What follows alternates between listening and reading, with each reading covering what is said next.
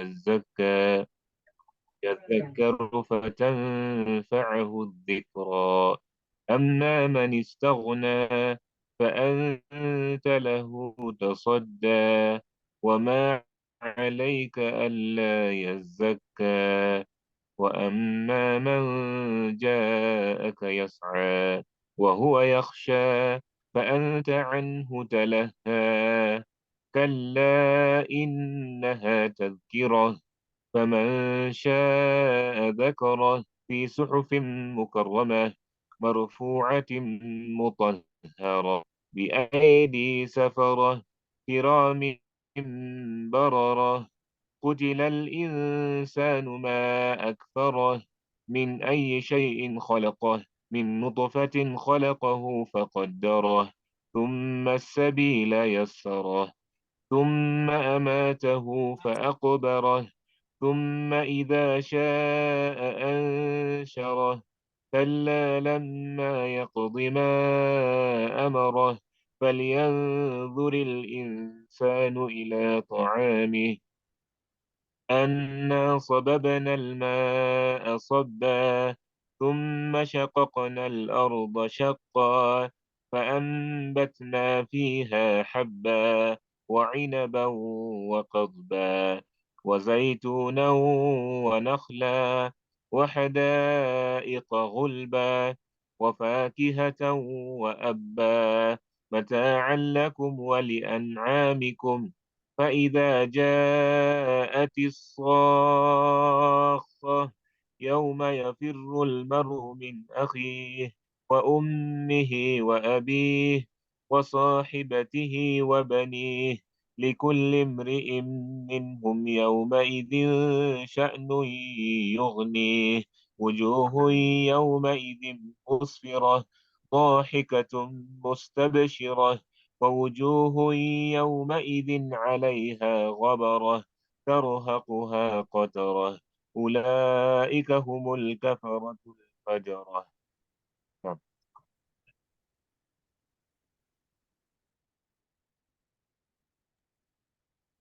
بارك الله فيك. جزاك الله خيرا يا خليل كافي. شكرا جزيلا. May Allah increase you in knowledge. May Allah accept your psalm and our psalm in general, all of us. And inshallah, bidnillah, Kareem, we shall start off. Alhamdulillahi Rabbil Alameen. والصلاة والسلام على أشرف الأنبياء والمرسلين سيدنا محمد وعلى آله وصحبه أجمعين. رب اشرح لي صدري ويسر لي أمري واحلل عقدة من لساني يفقه قولي. أما بعد.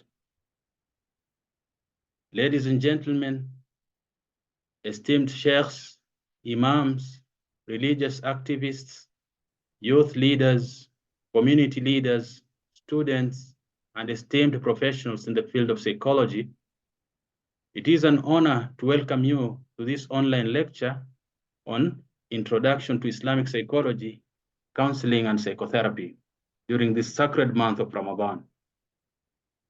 As we gather here today, we embark on a journey to explore the profound intersections between faith and mental health, seeking to deepen our understanding of how Islamic principles can guide and inform psychological well-being. In this month of spiritual reflection and renewal, may our discussions be illuminated by the light of knowledge and guided by the wisdom of our shared faith. Let us approach this discourse with open hearts and minds, recognizing the significance of integrating Islamic teachings with contemporary psychological practices for the betterment of individuals, families, and communities. Thank you for joining us on this enlightening endeavor. And as part of our lecture series, I will share my screen to reflect on our introductory slides before we welcome our esteemed guest lecturer. Inshallah, bi'idhnillah al-kareem, may you allow me to share my screen so that we can see. You can share your screen, Imam Yusuf. You have that option.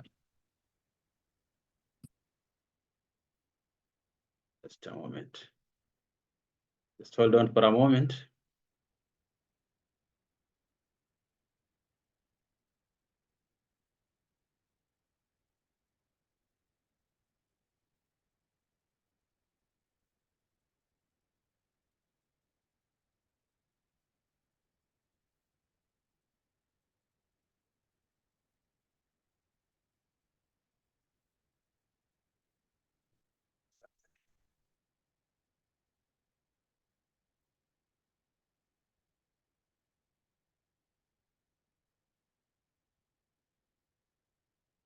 Yeah, it's okay. Do you need help, Imam? Yeah, I think good to go now. Okay, perfect. Yes, yes.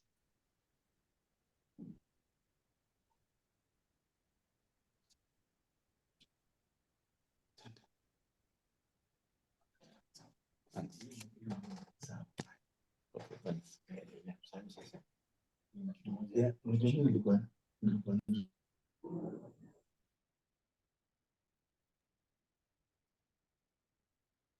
Imam, is it something with your computer or? Yes.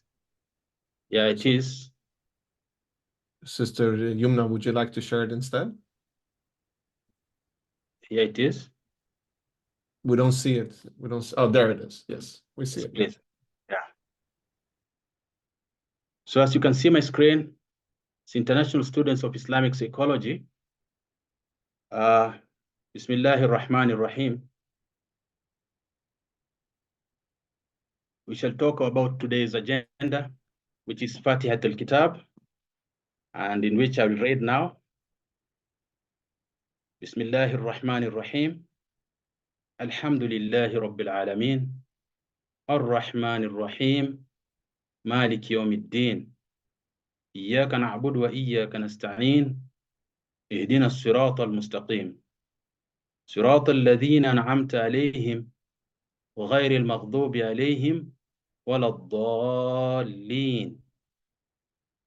Alhamdulillah, as you can see in today's agenda, we'll have the guidelines, and then any questions which we'll have, we'll send them in the chat box.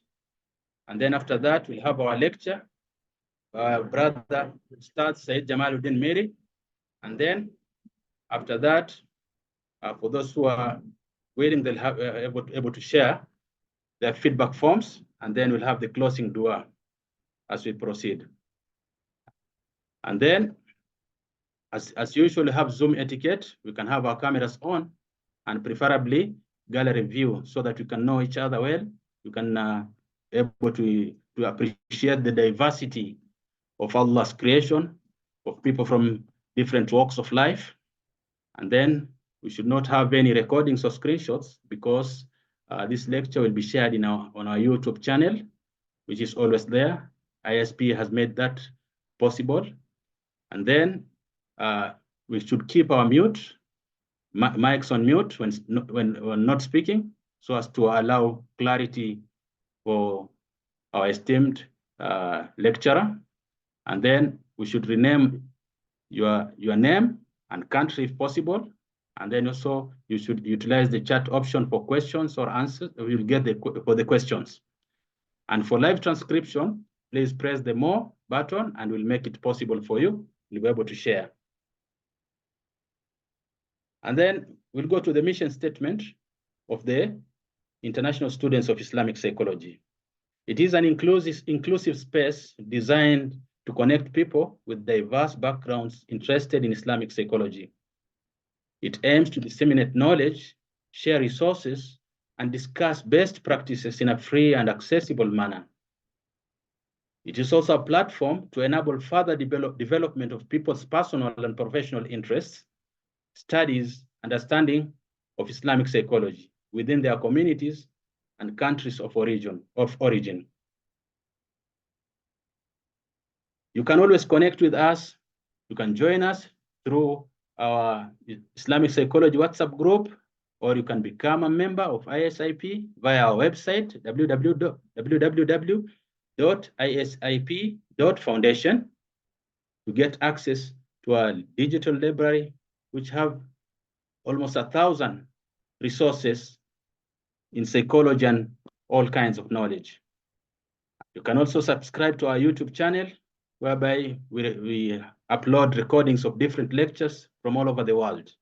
You can also follow us on Instagram at ISIP_global.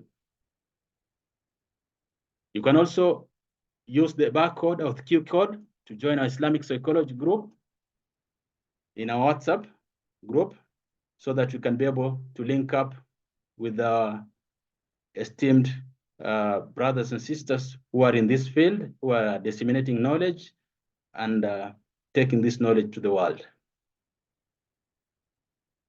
And now we'll have Ustad Seyed Jamaluddin Miri, our esteemed guest today, who is our co-founder and executive director of SIIP. He is a licensed counselor. He is also an AIP certified Islamic psychology practitioner. He also holds postgraduate diploma in Islamic psychology from Cambridge Muslim College of UK.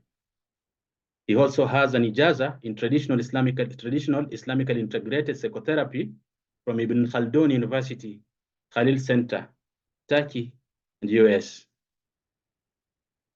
And today, your brother, me, Yusuf Ali Osman, I'm the project manager of ISIP Kenyan chapter, and I'm also a Kenyan counseling psychologist. I'm also a certified professional mediator. I'm also a Ruqya practitioner, which deals with Islamic spiritual healing. I also have a certificate in mental health, gene possession, and Islamic psychology from Al-Balagha Academy in UK. I also did the same Islamic marriage counseling. SIP Kenya chapter, I also extend my very special thanks to the Kenyan team led by Sister Yumna Admani and Sister Alia, Dr. Tariq Kadimani, and the rest of the team for their great contributions behind the scenes. This lecture wouldn't be possible without their contributions. Once again, many, many thanks. And I would like to welcome our Sheikh. But before that, if you have any comments or feedback, you can share. The links will be shared in the chat boxes. And then you can be able to share with us so that we can know, we can correct anything which is not okay with us. Thank you for attending, and please forgive any shortcomings and make dua for us. Now, without much ado, I'll welcome our esteemed guest, Brother Seyed Jamaluddin Miri. The field is now yours, please. Welcome.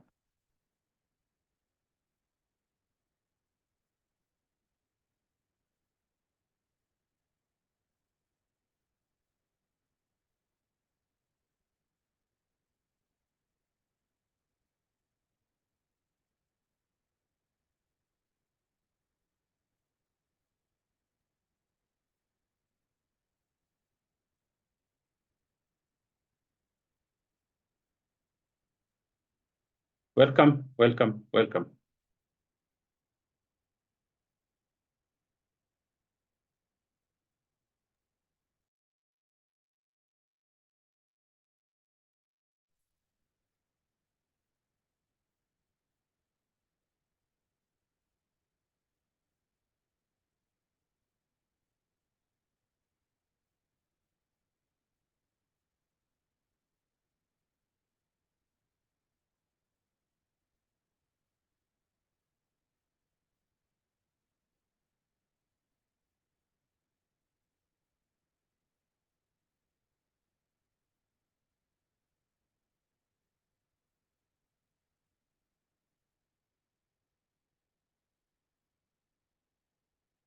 Lavina.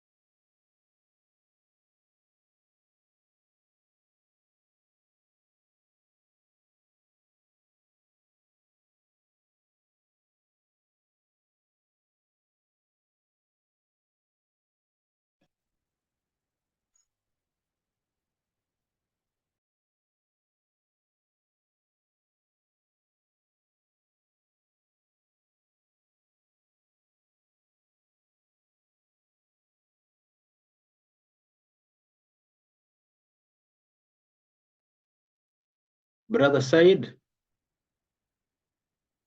I think the audio is not audible. You are not audible. Can you hear me? I'm so sorry. Yeah, you're not audible. I'm glad that you mentioned that now. Okay, let me start Yeah. again. I just spoke a lot. Yes. All right. Okay, thank you.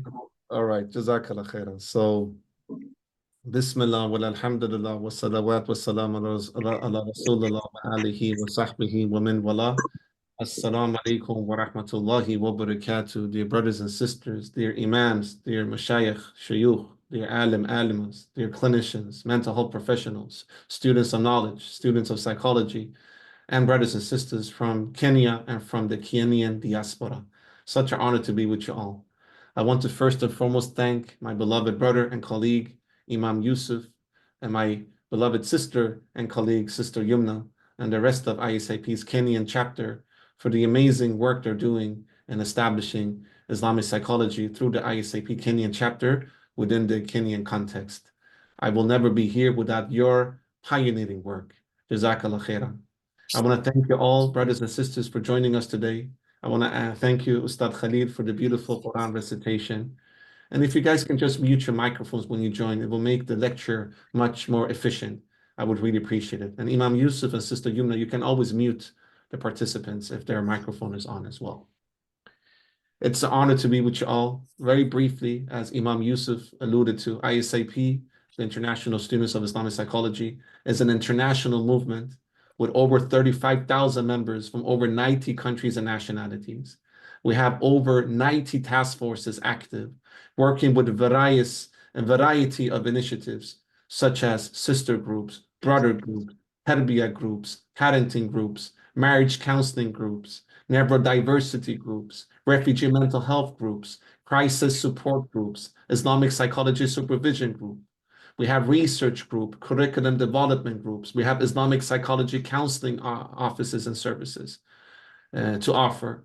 We have academies that we're establishing to educate people in Islamic psychology, Islamic psychotherapy, and counseling, and many other initiatives. You're all more than welcome to join our international initiative, brothers and sisters. You're all more than welcome to join our local chapter of ISIP Kenya. We will be so honored to have you all with us and to learn from all of your expertise, experience. We're also educating a lot of the spiritual counselors. Could you guys mute yourself, please, brothers and sisters? I would really appreciate it. Thank you so much. We're also creating task forces where we're going to work with the intersection between working with the shuyukh and the imams and with the Islamic psychologists and how we can collaborate with one another in serving our Muslim communities, both locally and globally. Sister Yumna and Brother Imam Yusuf will share some links to our resources in the Zoom chat. And throughout the session, feel free to utilize the Zoom chat if you guys want to ask any questions with regards to the lecture or have any other questions with regards to ISIP, how you guys can join the Kenyan chapter, how you guys can join. You guys could mute yourselves, please. Please. Please, sister. Please, if you guys can mute yourselves. Imam Yusuf, you can mute the person.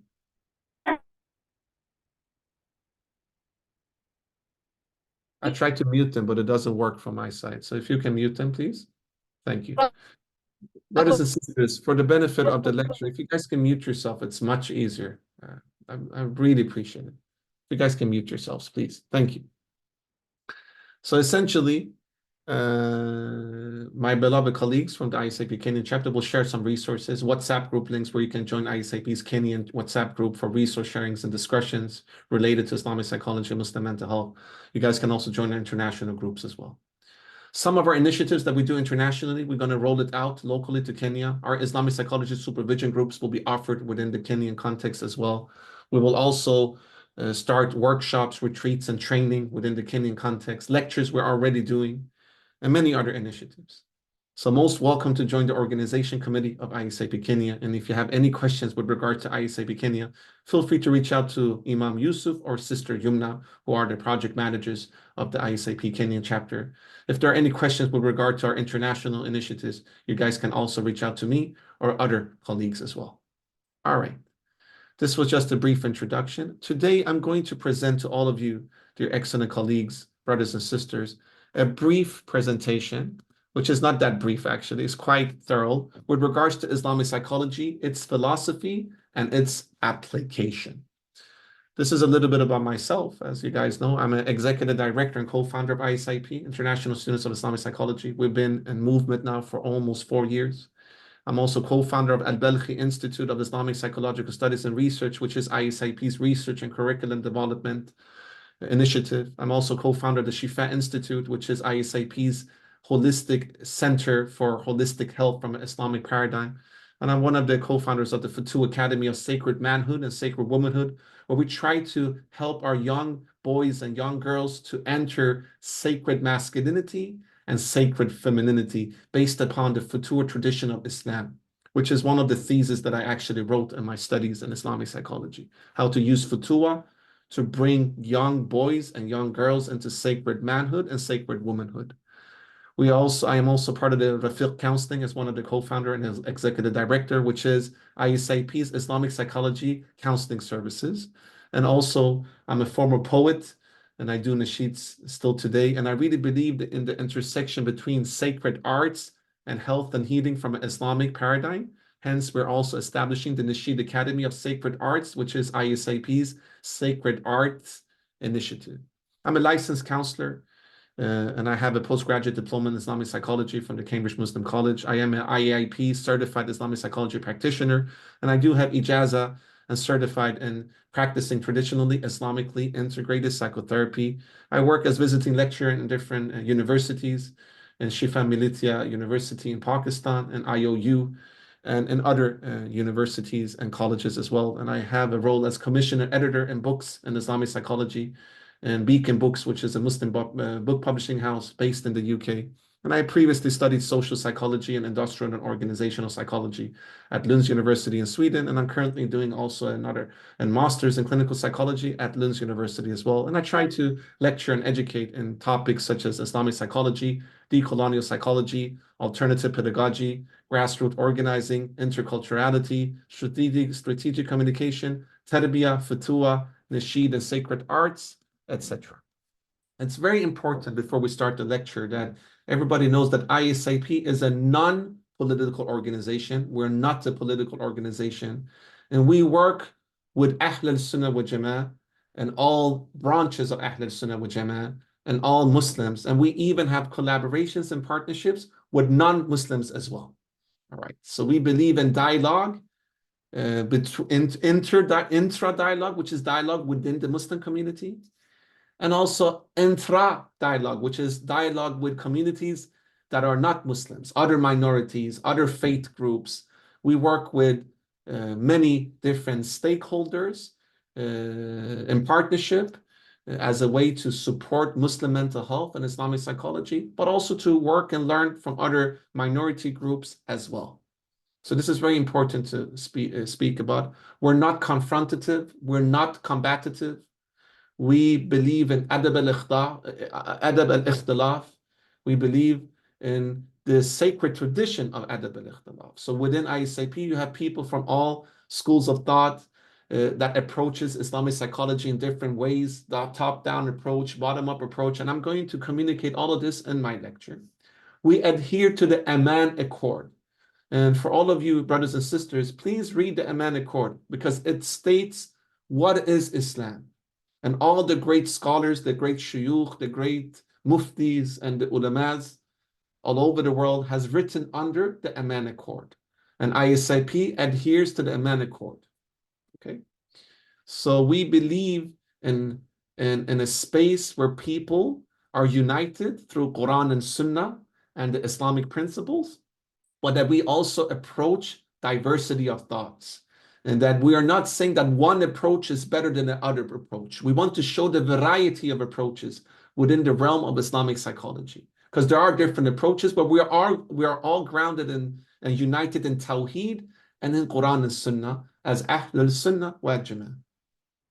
So we work with all fractions within Islamic thought and in the Muslim world. And we build relationship, intra-relationship within the Muslim communities and intra-relationship with other communities through intercultural dialogue, cross-cultural dialogue, interfaith dialogue, etc.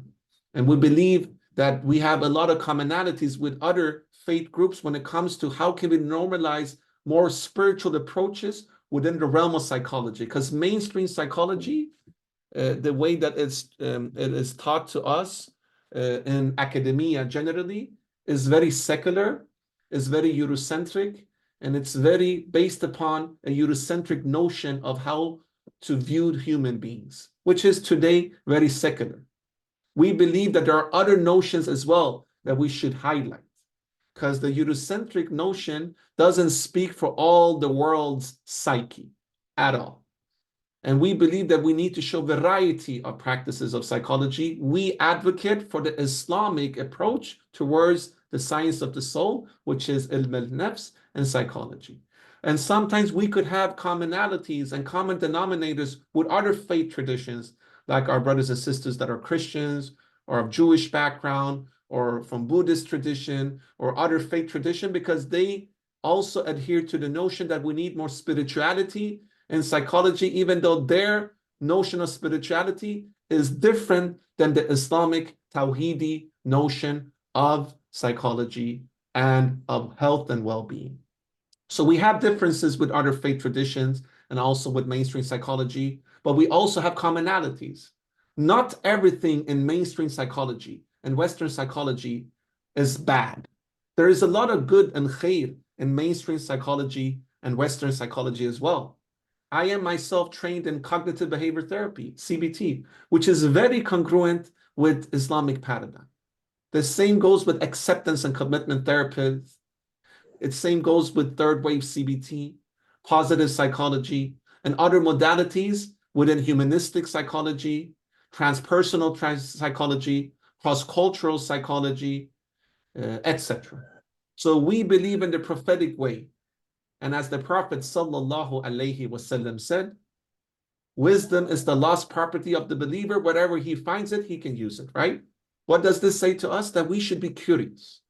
We should not refrain from other tradition, but we should carefully and mindfully engage with it, filter out the things that are not congruent or applicable to the Islamic paradigm, Quran and Sunnah, and use the things that are applicable to Quran and Sunnah. And this is the way that our traditional scholars dealt with their studies, whether it was in psychology or in chemistry or in falsafa or in tib or other sacred traditions. So I just wanted to highlight to all of you, dear colleagues, dear brothers and sisters and participants, that we as ISIP, this is our mission statement, this is our vision statement, this is what we adhere to, and this is our objectives. We believe in this objective, the multiplexity. All right, let's start the lecture. Defining Islamic psychology, different paradigms, yet accumulative. I want to start by discussing the notion of dialogue and rooted curiosity, right? Because dialogue and rooted curiosity shaped what we call Islamic psychology as a field today. This is a quote from a works of two scholars, Kuruchan and Errol, and I want to quote their article with regards to dialogue and rooted curiosity. They say, Islamic understanding of human nature, the teachings of Quran and the Sunnah, and the examples from Islamic history all require that Muslims engage in a positive manner with their fellow human beings from different cultural and religious groups. Once this is established, it is up to individual Muslims to explore the many ways and formal and organized in which they can take part in dialogue and how the experience of engaging with people of other faiths and cultures can enrich their experiences as Muslims, subhanAllah. And Kenya is a perfect example. Kenya is a very diverse country, many ethnicities. You have different faith groups, Muslims, Christians, and other faith traditions. This is very normal in the whole Islamic history, that we always engage with others. But we did it with rooted curiosity, which is to be grounded in Quran and Sunnah when we do it. This is rooted curiosity. And when you have rooted curiosity, you're rooted in Quran and Sunnah, and allow Quran and Sunnah to facilitate your curiosity, then you can have beautiful dialogue within Muslim communities and outside Muslim communities. Now, the root of the word dialogue comes from the Greek dialogos. Dia meaning across, and legain meaning to speak. And this tells us that it is the effort to share meaning with someone. That's dialogue. So interdisciplinary, intra-scholarly, which means intra-Islamic scholarship, intercultural or interfaith dialogue, all right, is often defined as an honest conversation between different individuals or groups whose purpose for the most part is engagement and increased mutual understanding. Our traditional scholars that contributed to the science of the soul were engaged in these types of dialogues constantly with themselves, which we call introspection, or with others, extrospection. Traces of this constant dialogue could be seen in the scholarly contributions of the Muslim philosophers, theologians, and physicians to the field of psychology. Now, our traditional scholars were also stable, and they were very rooted in their own religious knowledge and identities, Quran and Sunnah. Many were either qadis, judges, faqih, jurists, mutakallim, theologians, hafiz, memorizers of the Quran, or muhaddith, specialists in hadith. This gave them a sense of security and allowed them to search beyond their comfort zone, as they felt comfortable enough to not go fully astray when they did it. The sense of stability and security gave room for flexibility and curiosity. Usually, a person, a group, institution, or society that lacks self-confidence feels the need for protective armor. Conversely, self-confidence makes openness psychologically possible. So, as our traditional scholars were more rooted in their own theology and practices and praxis, they proved capable of evaluating, incorporating, and refining intellectual exchange with others as well. Now, brothers and sisters, why I'm speaking about this is because in this modern era, people, our communities, are not as rooted in the basics of Islam, in the fabric of our deen, right? And when you're not grounded and rooted, then psychologically, we can go to a state of dissonance and imbalance. And if we look at this imbalance from a spectrum, if you guys could mute yourself, brothers and sisters, I would really appreciate it. Thank you. Jazakallah khairan. If you look at this imbalance from a spectrum, all right, from a spectrum, on one end of the spectrum, you have one extreme as a reaction to this less groundedness that we feel in our communities today, and that is total rejection. You reject everything from our tradition, our accumulative knowledge.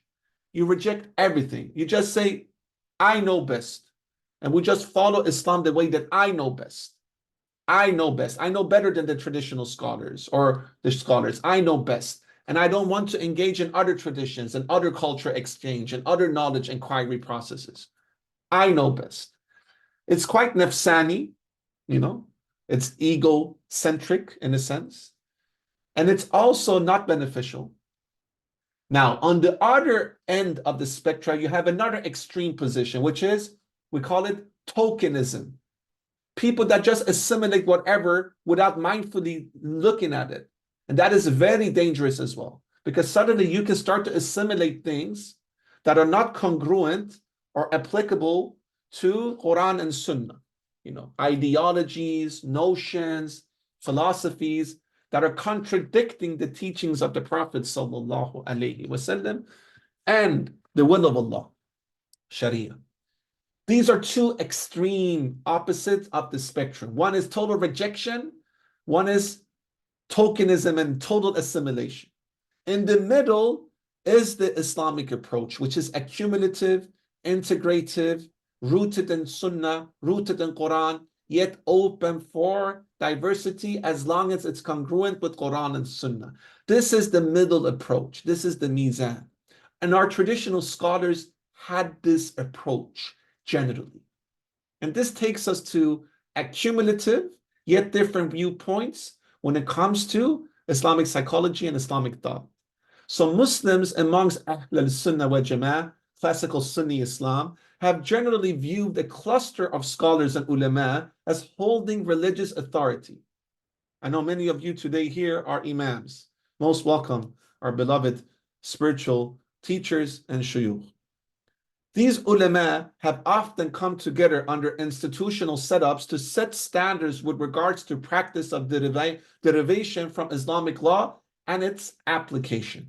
And the authority of these institutions rested on the traditional process comparable to what we today call academic peer review, emphasizing continuity, but also open for new ways of faith application. So actually, when we speak about peer review in academical settings today, dear brothers and sisters, this is something that Muslims actually started to do. You know, we were the ones who actually create the whole notion of peer review.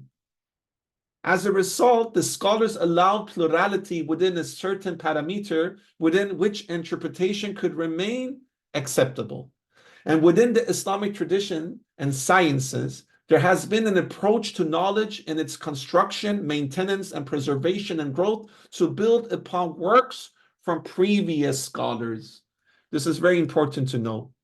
Though there have been debates and dialogues and points of departure, the scholars were open to learning from one another and from each other. And this is seen in almost every discipline within Islamic thought and learning, including psychology as well.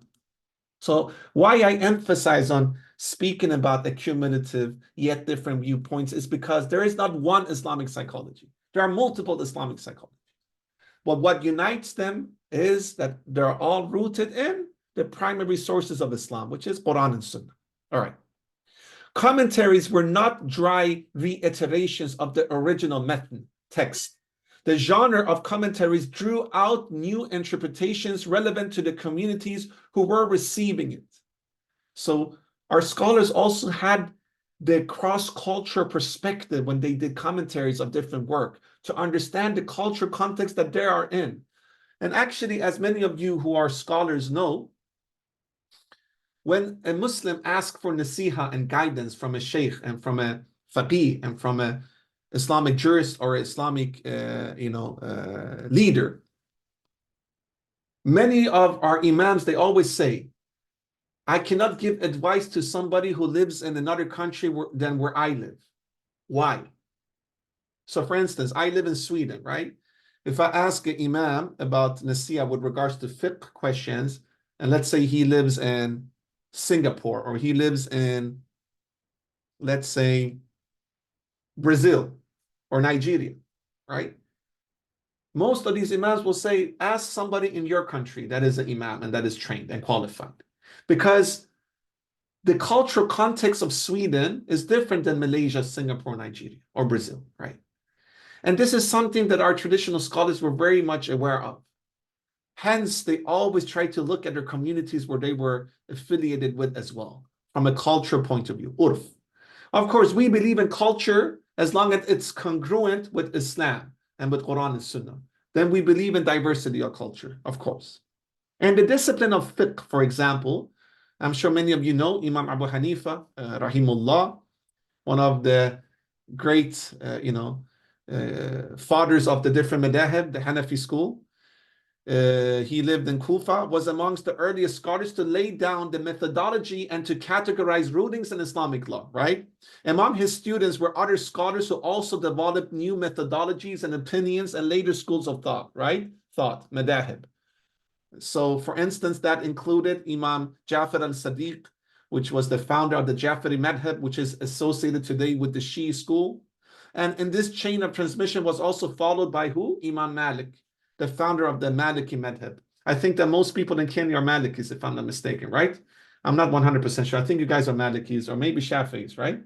Nevertheless, why this is so important is because these people, scholars, worked upon each other's work, accumulative, but they were also very culturally aware. Now, I want to give you guys an example of the accumulative process of developing psychology in the Islamic tradition by giving the example of Ibn Miskawayh, rahimullah, and Islamic ethics as examples of accumulative processes. Ibn Miskawayh is one of the great scholars of akhlaq, of the akhlaq tradition. All right? Could you please mute yourself? Could you please mute yourself? Thank you. So Ibn Miskawayh is one of the great scholars of the akhlaq tradition, the Islamic ethics tradition. So let's take him as an example and Islamic ethics as an example of accumulative process in developing fields and sciences. Ibn Miskawayh, one of the great ethicists and akhlaq scholars of Persian descent, was born probably around the year 320 or 932 Hijri in Al-Ray, which is modern-day Tehran. And he was of a Sunni background. Ibn Miskawayh often referred to previous works of Greek philosophers like Galen and Aristotle. He also made frequent references to several Sunni scholars, including Abu Hanifa, Imam al-Shafi'i, Imam al-Ashari, Hassan al-Basri, and others. This proved that he was not fanatically inclined towards any school of thought, but instead took the stand of an open-minded scholar who loved and appreciated knowledge and truth regardless of their sources. Ibn Miskawayh expounds upon ideas touched upon by philosophers and ethicists, both from and outside the Islamic faith. So intra, within, and extra, outside, such as Galen and Aristotle, who posit necessities to be a happy person and how to acquire virtues. All right? Ibn Miskawayh further believed in virtues and actions, so acquisition of good character is only through the interaction with others. For he who does not mingle with other people and who do not live with them in cities cannot show temperance, intrepidity, liberality, and justice. This is very important, brothers and sisters, because in Islam, and of course in Islamic psychology, to seclude yourself fully is nothing that we recommend. As Muslims, we do not have monks and nuns like in the Christian traditions. In the Christian tradition, for instance, is a virtuous thing to live outside the society in total seclusion, not getting married, and just be in a state of seclusion. Hence, they have monks and nuns, and the monks and nuns of the Christian tradition, and even the Buddhist tradition, by the way, they're not allowed to get married. As Muslim, we don't have this tradition. That's why Ibn Miskawayh says here, to be virtuous is also to be in the cities, to interact with others. Because part of our ibadah is to interact with others. And through that, learn to purify ourselves, our action within ourselves and towards others. So we don't see it as being a virtuous person by being in full seclusion. Now, we believe in seclusion as well, khalwa or uzla, but this is a temporary thing. We don't sit in khalwa for, our whole life. I mean, during ihtikaf, you go to the masjid, specifically the last 10 days of Ramadan, and you're in khalwa, but that's 10 days, and then you go back, right? Our traditional scholars, when they went to Khalwa, they went maybe for 40 days, then they came back. And if you look at the Prophet sallallahu alaihi wasallam, when he went to Khalwa, to Qar Hira, to the Hira cave, he were there a couple of days, then he came back to the city of Mecca, right?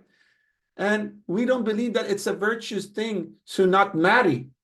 We actually believe that marriage is an ibadah, if it's according to Sharia. So actually, if you look at all the Anbiya, all the prophets, they were all, most of them, if I'm not mistaken, they were married. As long as you see marriage as a spiritual thing, it's an ibadah. So this is what Ibn Miskawayh says, that for he who does not mingle with other people, who do not live with them in cities, cannot show temperance. And this is why Islamic psychology and being virtues in the akhlaq tradition is quite different than if you compare with Buddhism or Christianity, and even some notions of other faith traditions. Ibn Miskawayh also shared in the views of his predecessors, such as Aristotle from the Greek tradition and Al-Farabi, one of the great Muslim sociologists and philosophers, that human beings are both a social and a political being by nature. Actually, we can call Al-Farabi one of the fathers of social psychology as we speak today, together with Ibn Khaldun. He also agreed with Galen's view that through having an enemy, one becomes more acutely aware of personal faults than with a friend. So sometimes it's good to have people that have the opposite approach than you, because then you can see your own shortcomings as well, even though companions are good as well, of course. Imam Ghazali then largely continued his work that by building upon Ibn Miskawayh's work when it came to ethics and akhlaq. And I'm sure many of you know who Imam Ghazali is, one of the great scholars of our tradition. Now, what do we mean with multi? What do we mean with multi and extra-disciplinary in its nature related to Islamic psychology? So Islamic psychology is a multidisciplinary field and an extra-disciplinary field. So here you can see an infographics and a chart, a different disciplinary approach. Interdisciplinary is that it's only one field. You only are one field. This is not Islamic psychology. Multidisciplinary is that several fields help one field to be developed, which is the nature of Islamic psychology. And I will speak more about that later.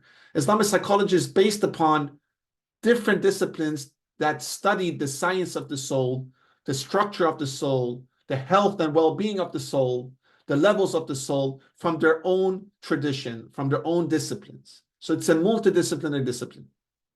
Cross-disciplinary is that all these disciplines together create a new discipline. Interdisciplinary is that all this discipline becomes one. Transdisciplinary is that beyond the inter creates something new that is transcending from what it was before. When it comes to Islamic psychology, it's more multidisciplinary science, and that's something that we can reflect upon later in my presentation. Now, let's go to next phase. Islamic psychology and its multiplex nature. What do we mean with that? So let me explain to you guys and to all of you, dear participants, dear brothers and sisters, what is multiplexity, all right? What defines multiplexity and why is it something that is of a strength for us? So a multiplex worldview accepts that the existence, knowledge, values, and truth has multiple levels and cannot be reduced to one single layer. And the Islamic way of multiplexity, all right, the Islamic way of multiplexity and how to handle diversity of thought came from a balanced approach. Each solution from a potential conflict in thought often represented the center of orientation around the broad spectrum of positions which did not deny each other's right to coexist with one another. The Islamic multiplex approach and how our scholars dealt with ambiguity is what contributed to the development of the field of Islamic psychology. The way that the scholars built upon each other's work and the works of scholars from other faith traditions, as seen in the previous slides that I presented to you guys, shows their high level of multiplexity and their balanced way of dealing with ambiguity. Scholars could refute some aspect of each other's work and not to eliminate the whole person's contribution to Islamic thought or to the whole genre itself. So this is really the beauty of multiplexity. Each new generation of scholars built upon each other's work, perfecting it, adding things to it, polishing it, rejecting some of it, developing some other aspects of it in an accumulative and yet distinctive way. They came from different disciplines, all of them proving in their unique way, making Islamic psychology a multiplex, interdisciplinary, multidisciplinary, accumulative, and stable field, handling potential ambiguity in a stable and moderate way, not dominating one another and not freely, quote to quote, taking whatever that came to their mind. The unity came in Tawheed and in Quran and Sunnah as the yardstick and the benchmark, and multiplexity became the outcome. Now, what is the difference between multiplexity and multiplicity? This is very important, brothers and sisters. What is the difference? So it is important to first differentiate between multiplexity and multiplicity.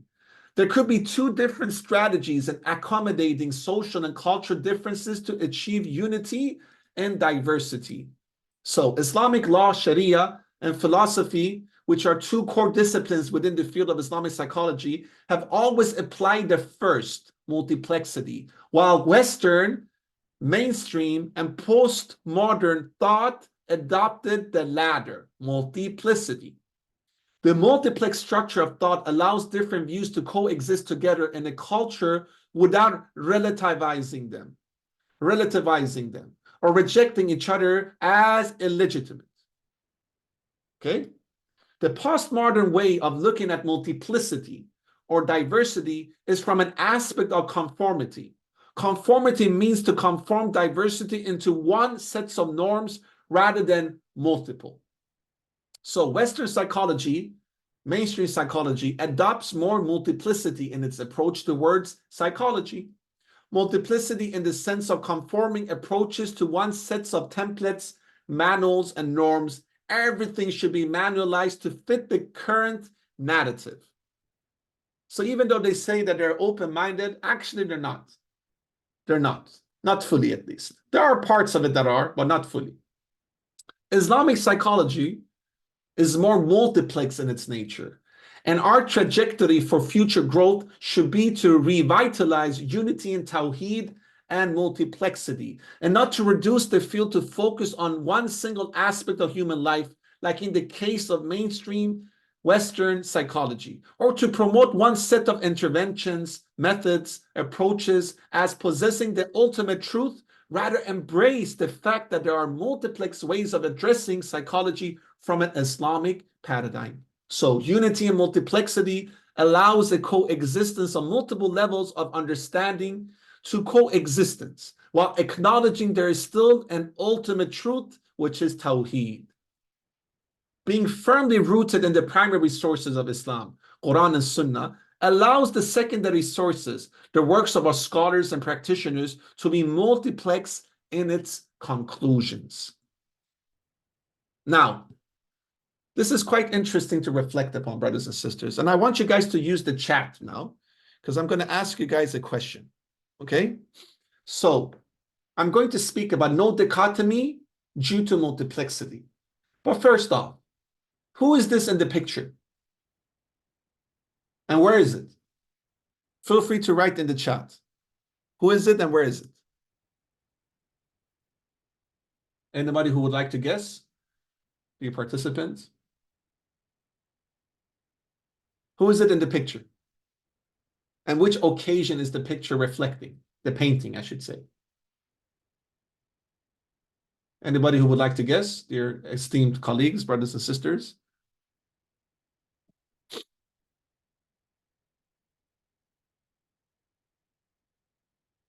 Somebody who would like to guess? Imam Yusuf, you want to guess? Yeah, this This looks like court settings. Yes. Yeah, and a judgment is about to be passed or something like that. Yes. And which court setting? In ancient times. This It's not is a modern. actually, yeah, this is a court setting in the Vatican State. And this is actually the Pope giving a verdict to one of the great scholars of modern, you can say, the Renaissance science of understanding the construction of Earth. This is actually Galileo Galilei. Galileo Galilei. I don't know if you guys know about Galileo Galilei. I'm sure you guys read about him, right? So Galileo Galilei was challenging back then, the Vatican State and the Pope and the knowledge that they were spreading, saying that the Earth is circle, is a sphere, it's not flat. And because he said that, he was condemned by the Pope and the Vatican State, and they call him blasphemous. All right? This is very important to understand. Why did Western psychology and mainstream psychology become a psychology without the soul? Why did Western psychology, all right, become secularized? Because before the Renaissance, actually psychology in the West was also spiritual. If you look at the Greek psychology, they were all spiritual. If you look at the traditional Christian psychology, it was very spiritual. Psychology etymologically, which etymology means the science of understanding the root meanings of words, means science of the soul. Psyche means soul in Greek, and logos means science or studies in Greek. But after the Renaissance, it became the science without the soul, because it was a dichotomy between science and religion in the European context and in the Judeo-Christian context of Europe. Because in the Catholic tradition generally, I'm speaking historically, by the way, all respect to all Catholic brothers and sisters, this is just historical notions that I'm sharing, all right? Historical notions. So within the Judeo-Christian tradition in Europe, and I should say Europe because not all Christians practice this. Christianity in the Middle East was very much different than Christianity in the West, all right? Now, there was a dichotomy between science and religion. So Galileo Galilei, he was religious, but he was emphasizing through his empirical research that the earth is a sphere.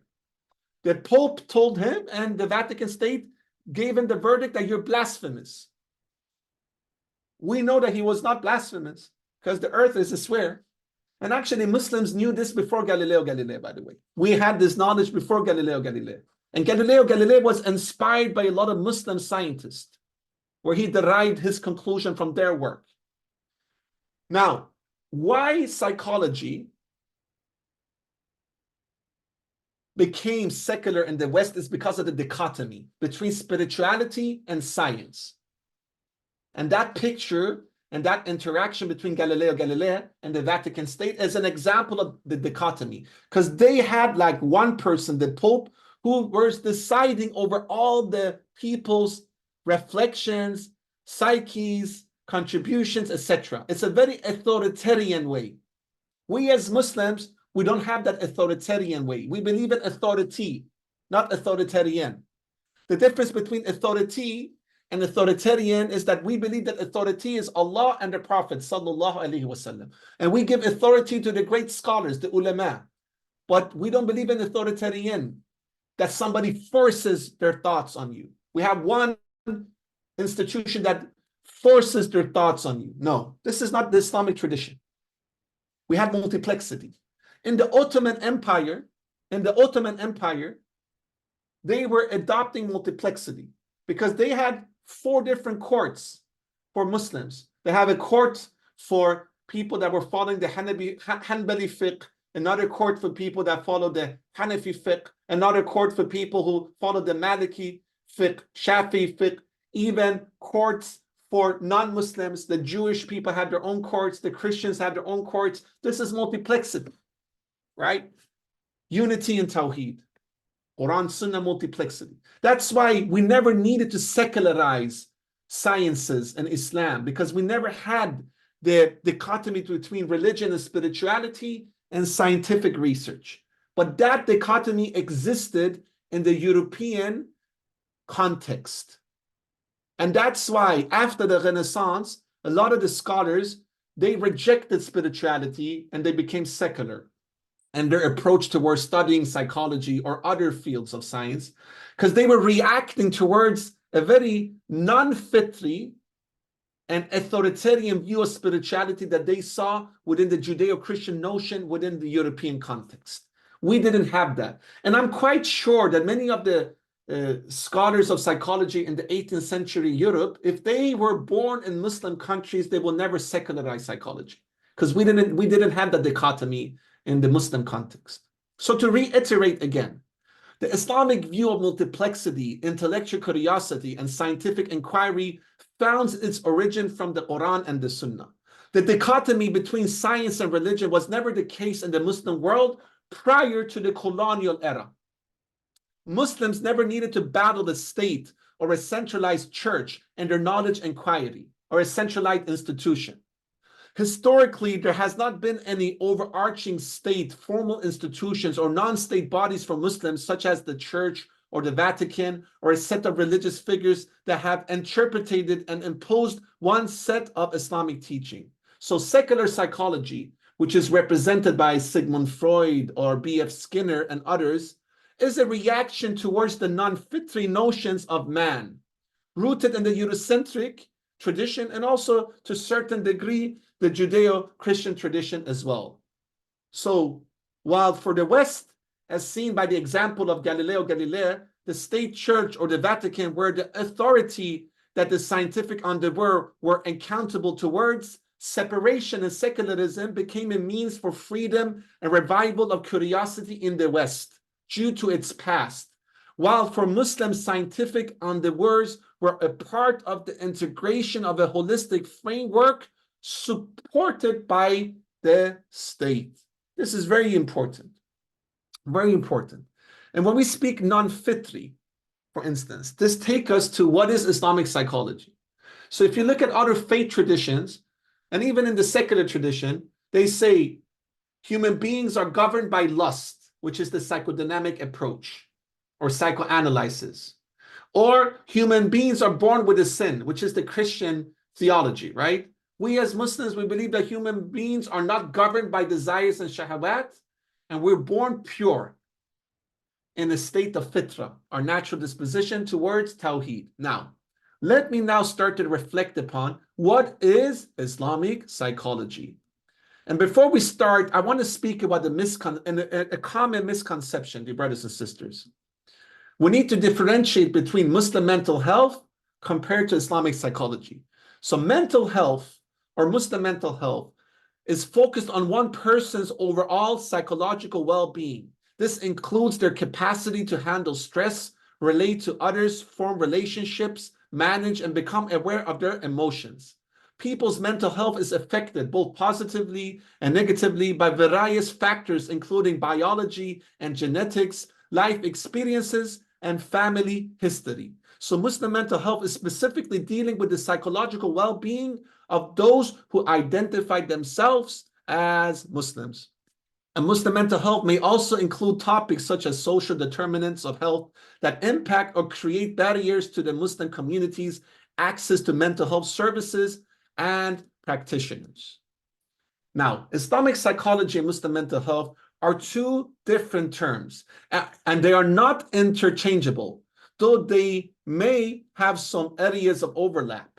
Whereas Muslim mental health is the application of Western mainstream psychology to persons who are Muslims by Muslims, Islamic psychology is the study of the methods, past and present, and application of an indigenous and holistic approach to well-being from an Islamic perspective. So Islamic psychology will incorporate from its methodology and approach the human being's soul.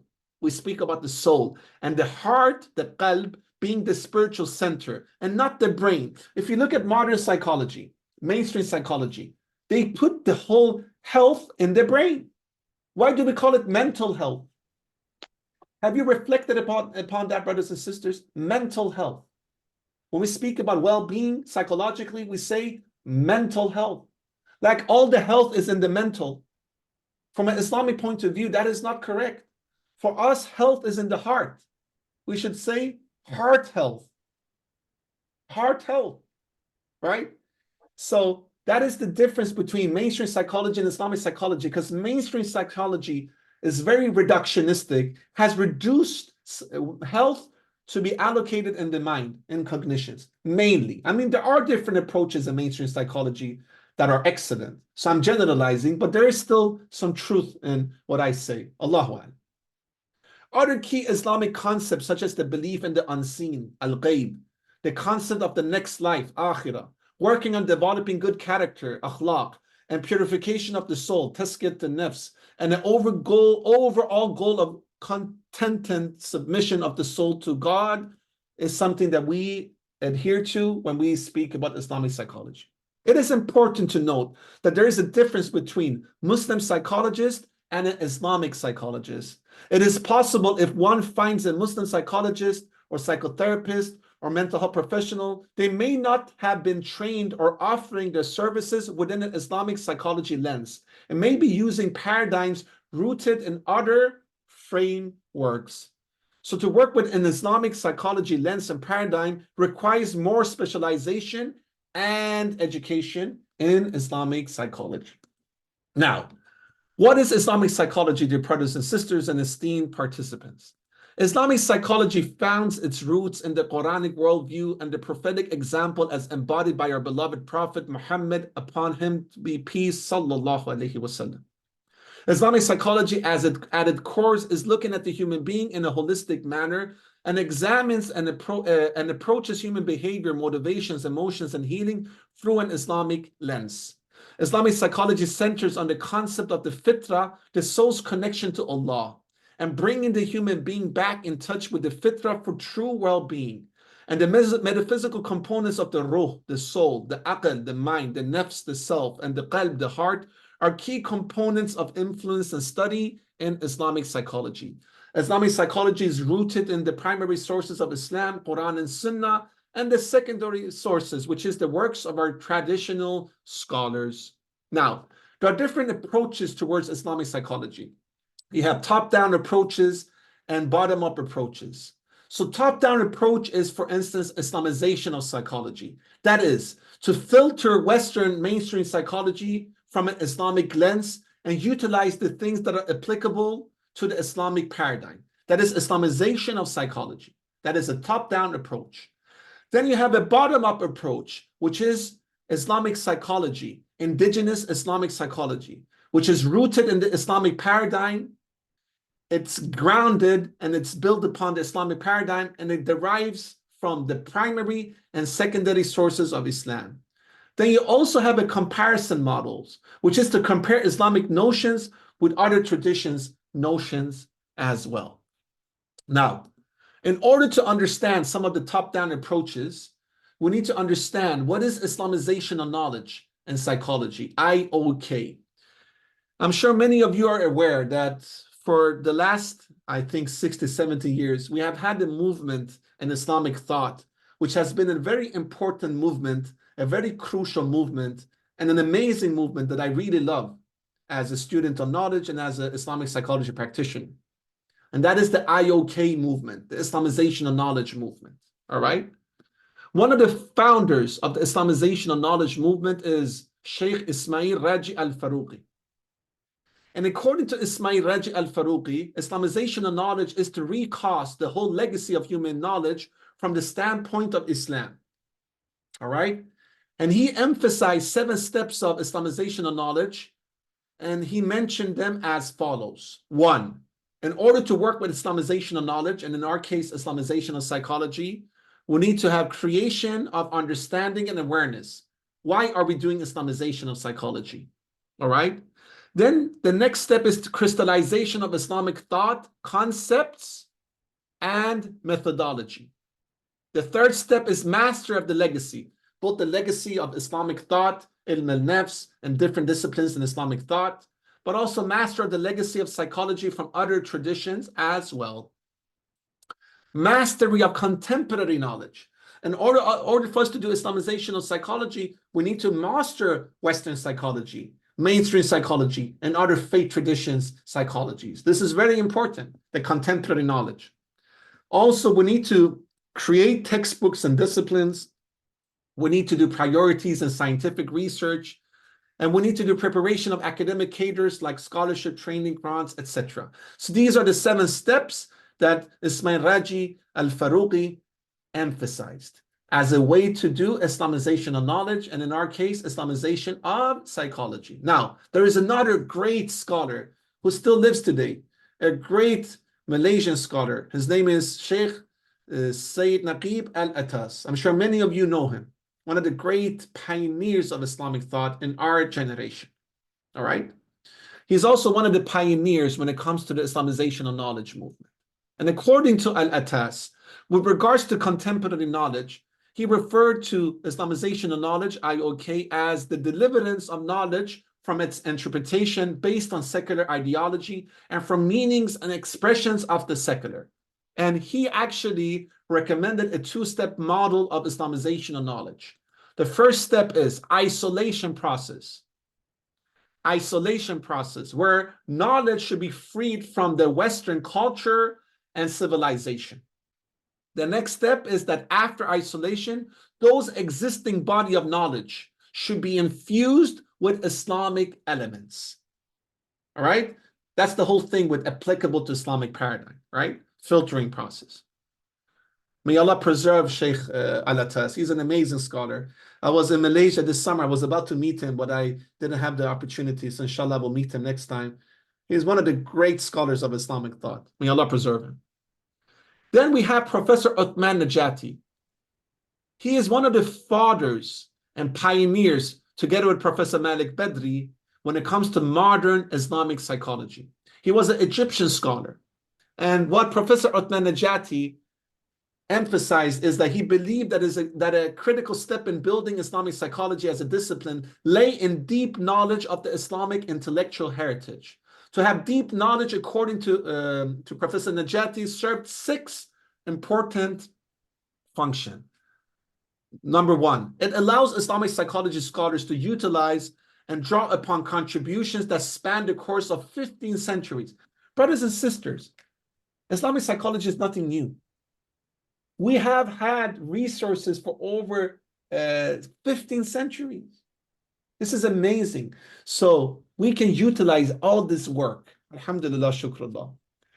The second step, it bridges the historical gap frequently found in the writings of modern psychology historians who tend to bypass the Islamic civilization. Brothers and sisters, excellent scholars, excellent colleagues, esteemed participants. If you read the Oxford Encyclopedia of Psychology, I can almost promise you, you will not find a lot of Muslim scholars that has been added to the encyclopedia, unfortunately. Because they bypass the contributions, not only from Muslim scholars, but also from other scholars that are not from the European Western context. Unfortunately, it's very biased in that sense. It's very Eurocentric. So when we are rooted in our tradition, we can build the gap. The third step, it builds upon psychological knowledge that was produced by Muslim scholars and Muslim communities. Hence, cultural sensitive approaches and religious sensitive approaches comes from us understanding our own tradition in psychology so that we can offer psychology and psychotherapy to our Muslim patients that are congruent with their own worldview, with their own religious and cultural worldview. The fourth step is it exemplifies approaches exerted by Muslim scholars to reconcile Islamically driven knowledge and knowledge acquired from other cultures and traditions.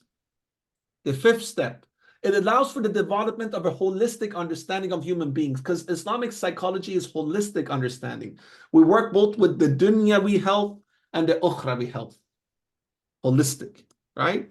And finally, it complements the psychological truth derived from the Quran and the Sunnah. Alhamdulillah Rabbil Alameen. Now, let me share a little bit how we can conceptualize Islamic psychology and which fields helped to develop the science of psychology from Islamic paradigm. This is a model for one of my teachers, Dr. Rothman. May Allah bless him, one of the great scholars of our time. I had the honor to learn and teach, and he's part of ISIP's advisory board, so we work very closely with him. So essentially, this model is a very interesting model, all right? To conceptualize what is Islamic psychology and what is the scope of Islamic psychology. So in the middle, you find the 4 components of what we study in Islamic psychology, which is the qalb, the metaphysical heart, the aql, the mind or the intellect, the nafs, the self, or our behavior inclination, right? And then the ruh, the soul. These are all the some components that we look to study from Islamic psychological point of view, all right? Then you can see 2 larger spheres. One which is in blue color, in navy blue color, which is fitra, and one which is in light red color, which is hafla. All right, so we try to help our clients to reconnect themselves to their heart, to drop down to their heart, their qalb. Could you mute your microphone, please? Thank you. Jazakallah khairan. We try to help our clients to drop down to their hearts, to their qalb, by aligning their mind, their aql, their intellect, their aql, and their nafs, their self, or the behavior inclination with the qalb, the heart. Because health in Islamic psychology is to center in the heart, here, right? And when your mind is aligned with your heart, when your emotions, your ihsas is aligned with your heart, when your nafs, your behavior inclination or your self is aligned with your heart, then you can assess, you can connect with your ruh, your soul. And your soul is the vasila, the connector between you as a human being and your creator, Allah subhanahu wa ta'ala. And that's when you're in a state of true health.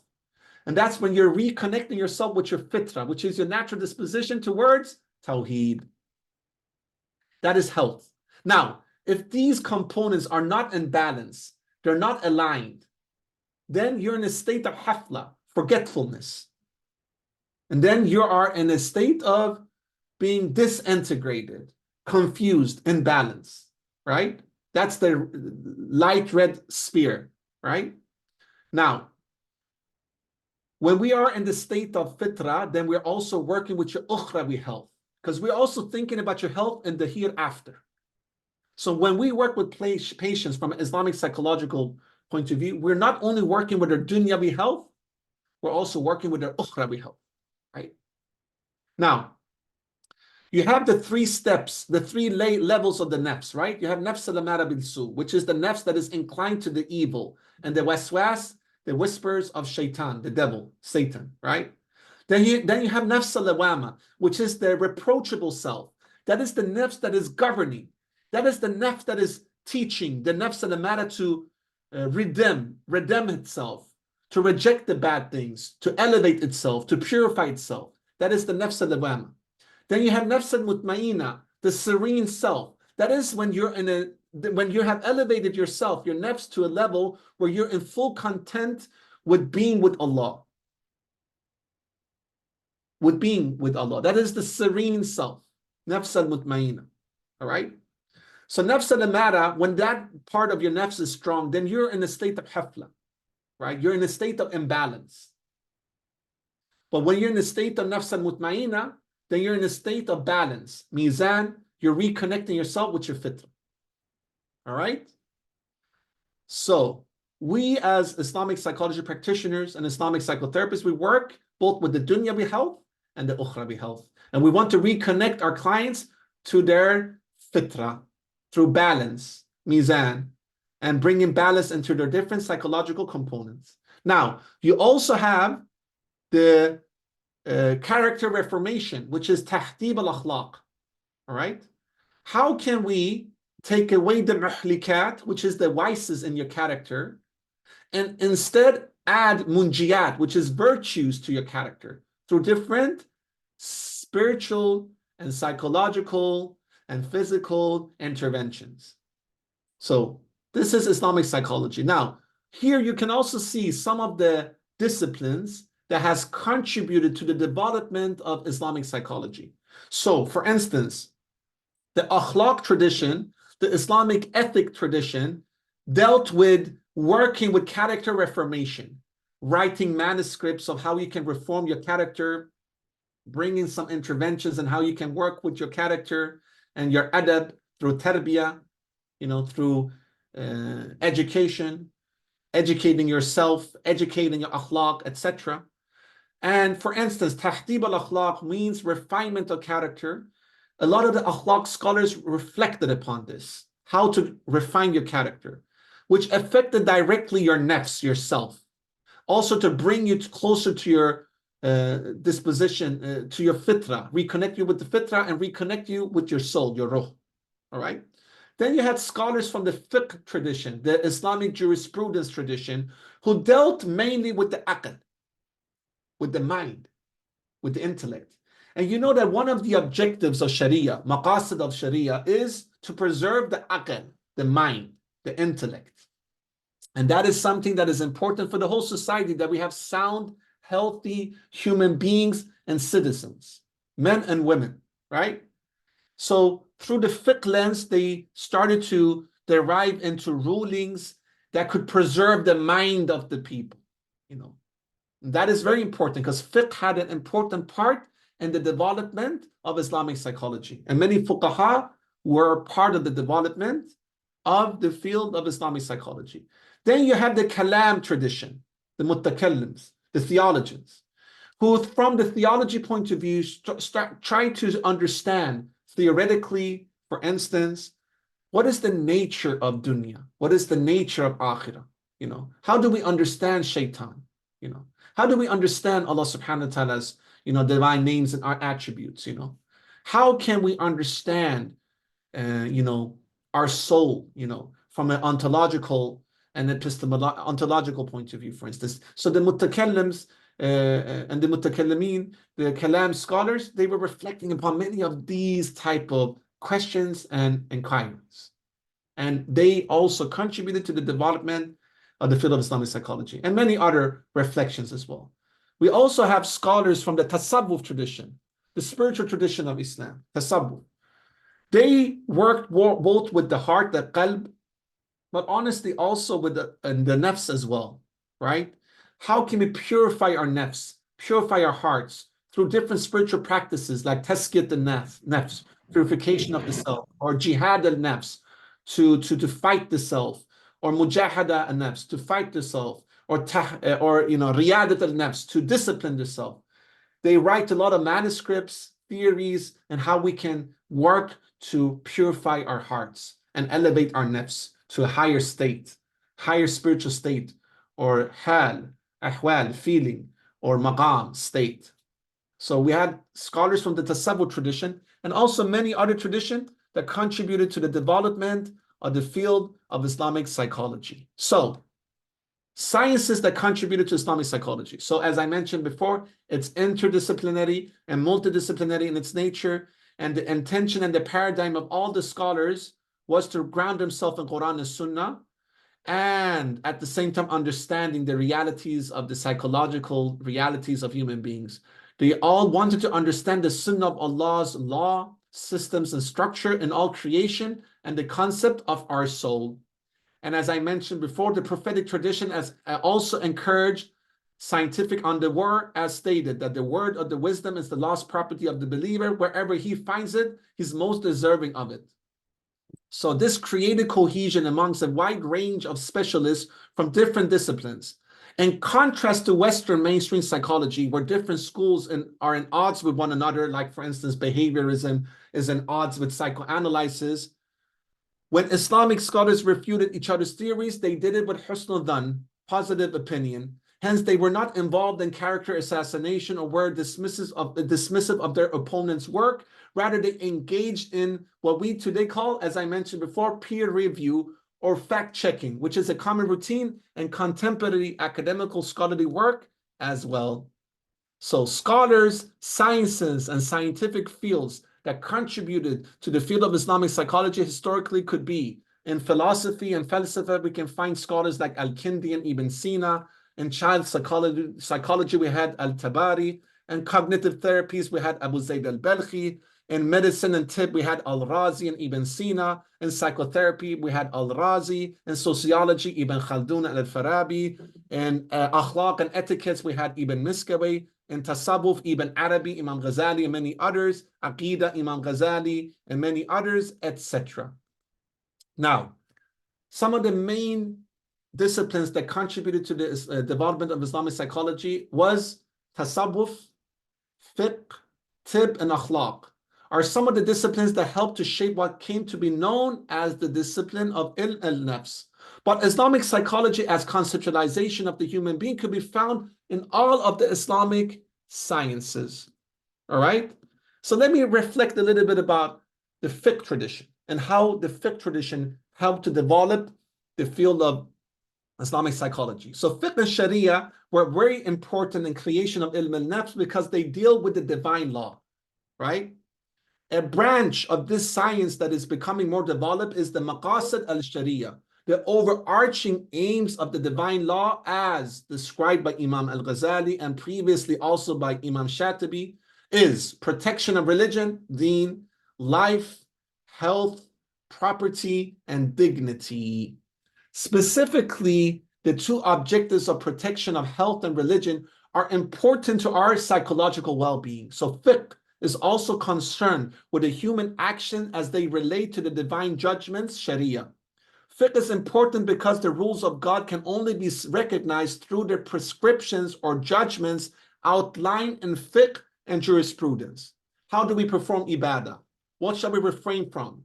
From an Islamic psychological point of view, it is imperative to know what is right, good, or wrong, bad when it comes to rulings concerning human actions. Now, tasawwuf. How did tasawwuf as a sacred discipline help to create Islamic psychology?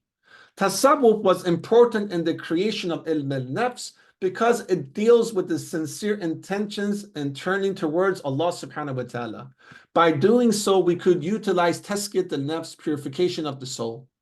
Tazkiyat al-nafs is the process of purification, and it's attributed to a person's perfecting their intentions and actions by doing things in addition to the minimum requirements. Tasawwuf in itself is a process of realizing ethical and spiritual ideals. In order to be successful in the process, you need to know what constitutes your soul, which type of diseases deviates your path towards Allah subhanahu wa ta'ala, how to find moderation and equilibrium, and how to bring yourself into a state of normality.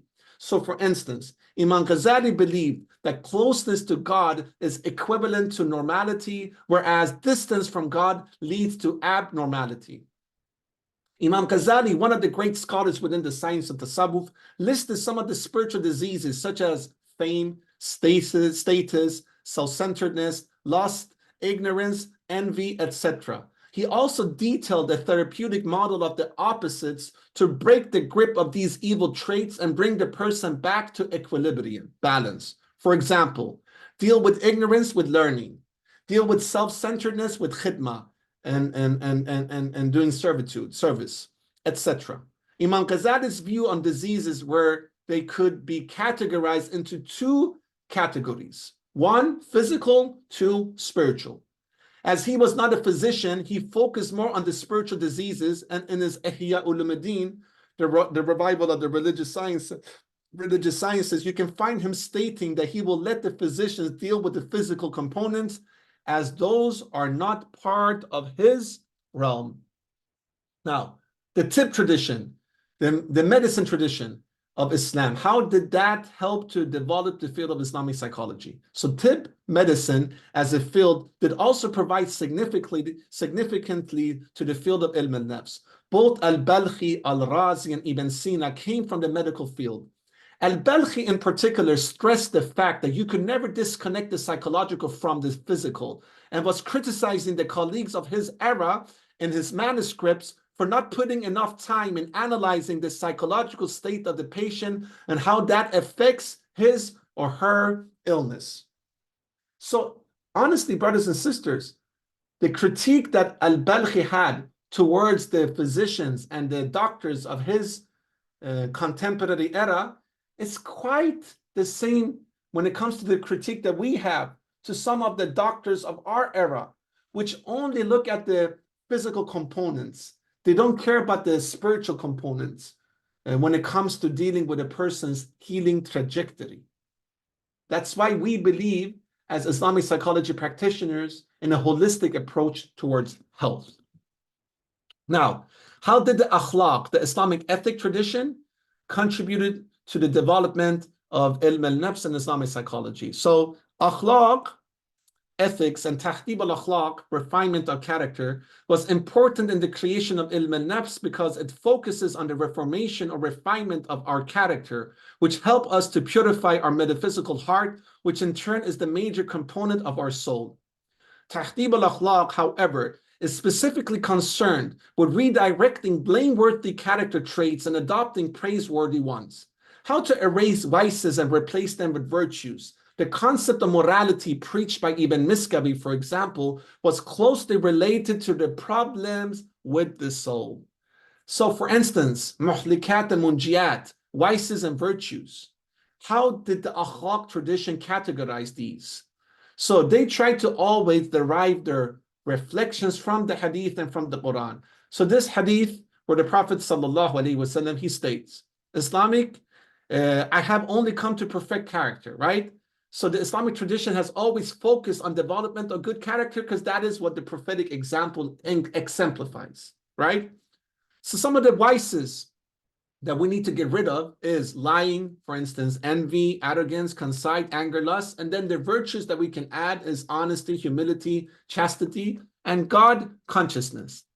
Then we have the notion of takhliya and tahliya.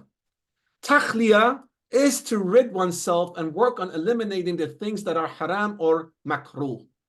Tahliya is to adorn or take on those beautifying things from the prophetic example and traits. In akhlaq methodology, one is to work first on taqliya and then tahliya. In fact, to command to rid ourselves from negative characteristic is not something arbitrary. Our noble Prophet ﷺ emphasizes in numerous ahadith the encouragement to engage in taqliya. For example, he says, no one with an atom's worth of arrogance will enter paradise. And the heaviest thing on the scales of the day of judgment will be good character, husn al-khuluq. Now, Imam Yusuf, how much more time do we have? Because I can also start to wrap up my presentation. I still have a couple of slides. I have a lot of slides, actually, but I'm just mindful of the time. How much more time do we have? Imam Yusuf, Sister Yumna? Yes, brother, about half an hour, hopefully, or 15 minutes. Yeah. So I will try to wrap up, inshallah, and then we want to have Q&As as well. So I just want to, a little bit together with all of you, dear esteemed participants, reflect upon modern psychology again and its perspectives. So modern psychology, as we see it today, is very rationalistic. What does it mean? That reason and intellect is the only source of knowledge. They don't believe in wahi. They don't believe in revelation. All right? It's also very mechanical. Man as a machine. So the view is that man is a machine. You can just do surgery, take away one component, add another component. It becomes like a machine. We believe that man is a human being. We're not a machine.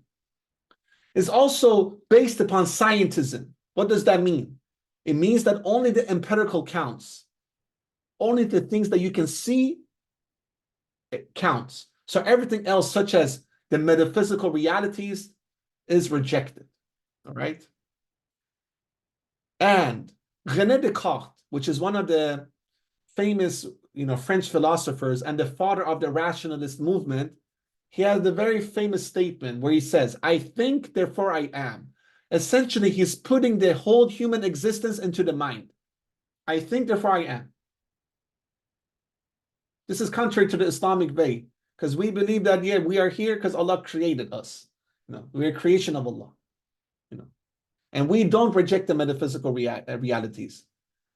But how do we derive to knowledge of the metaphysical realities? Through wahi, through revelation in the sunnah, right? But we still believe in empirical research as well. Actually, it was Muslim scholars like Ibn Sina who started the whole aspect of empirical research. Now, rationalist view has influenced something that is called the Cartesian dualism. What does that mean? Separation of intellect, the aql, the body, the jasad, and the soul, the ruh. So modern psychology distinguishing the aql and the body, and they totally dismiss the soul. This is actually contrary to what I said before, to the etymological basis of psychology. As I mentioned, it means psyche means soul in Greek, and logos means doctrine or studies in Greek. Also, modern psychology is very reductionistic. They see one part of you as autonomous. We see one part of you as part of a larger whole. So our approach is more holistic. Modern psychology is also very allopathic, biomedical, which means that you treat symptoms and diseases with medication and surgery. Now, as Muslims, we're not against medication and surgery. It is very beneficial sometimes. So sometimes you need medication, sometimes you need surgery, but this is not the only means. We also believe in other approaches as well that could complement it. Modern psychology is also very behavioral. For instance, animal behavior can explain human behavior. Only what can be controlled is what is worth studying. So intangible things like the soul or the dreams should not be studied or incorporated into explanation of human behavior, motivations, or development. This is the behavioristic point of view. It's also influenced by psychoanalysis, which is that man is governed by desire and lust, shahawat. So to summarize, modern psychology became secular because it became a reaction to the Judeo-Christian narratives that were not fitri, that were not natural or organic, all right? For instance, original sin didn't exist in the Islamic thought, doesn't exist in Islamic thought. We believe that we are all born pure in the state of fitra. And the unnatural morality, which I referred to earlier, for instance, with the monks and the nuns, we don't have that in Islam. So we never needed a secular revolution because our religion is very organic. Our religion is based upon organic way of living according to Quran and Sunnah. It's a balanced religion. It's the religion of Mizan, the religion of Fitra, the religion of the natural inclination of human being. And then we need to govern this inclination according to Quran and Sunnah, which is our test in life. That's why modern psychology became secular, is because it was a reaction to these non-fitri, unhealthy notions of man, which we never had in Islamic thought. Now, I actually believe, brothers and sisters, that we can use a lot of the theories and mainstream Western modern psychology as well. There's a lot of wisdom in mainstream psychology today. We're not against Western psychology. We're not against mainstream psychology. We're not against modern psychology. What we are against is the claim that modern psychology, mainstream psychology, is the psychology for all human beings. And it's totally empirical and totally objective. No, it's not. That is what we are critical against. Because it's not objective. It's based upon a cultural, based upon a specific cultural context where the philosophy of modern Islamic psychology was developed, which is in the European context as a reaction towards the Judeo-Christian tradition. You cannot explain the whole world's psyche through this quite narrow context. That is what we are critical against. But there is a lot of good knowledge in Western mainstream modern psychology that we can utilize as Muslims. And that's why, according to the approaches that I spoke about earlier in my presentation, we can actually use a top-down and integrative approach to work with mainstream Western psychology as well. For instance, Sigmund Freud, even though many of his theories are not applicable or congruent with the Islamic paradigm, and we should definitely reject it, there are some things that he says that is actually quite applicable to the Islamic paradigm. For instance, he speaks about the metaphor of the engine and the steam. So he said that a lot of people who have psychosomatic ailments. For instance, they have like skin rashes, or they have like problems with their joints, or they have problems with their stomach, and they have stomach ache. This is because they are not ventilating their emotions in a way that is healthy, and they are internalizing and repressing their emotions.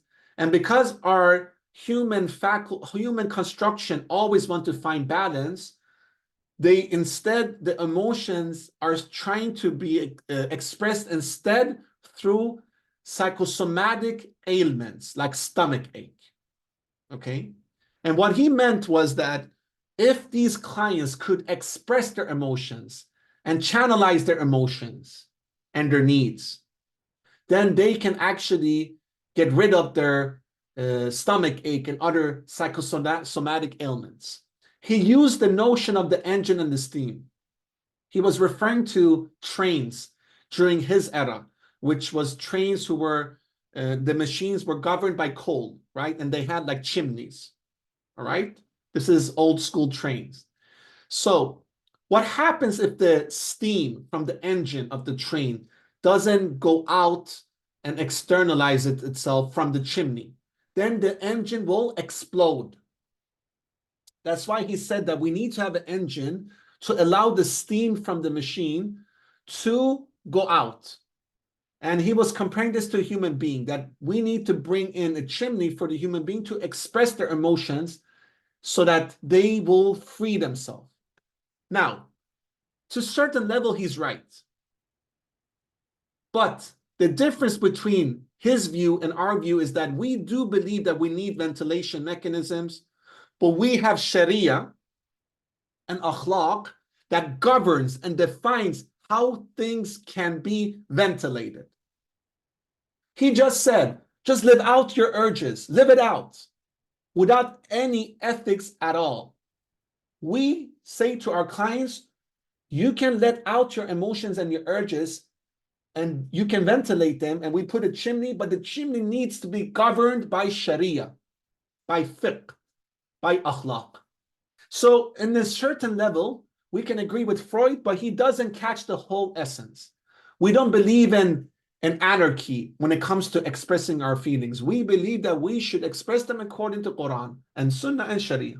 But that's our chimney, which we need. And that's quite interesting when we reflect upon it like that. Another modality within modern psychology is ACT, acceptance and commitment therapy, which I studied.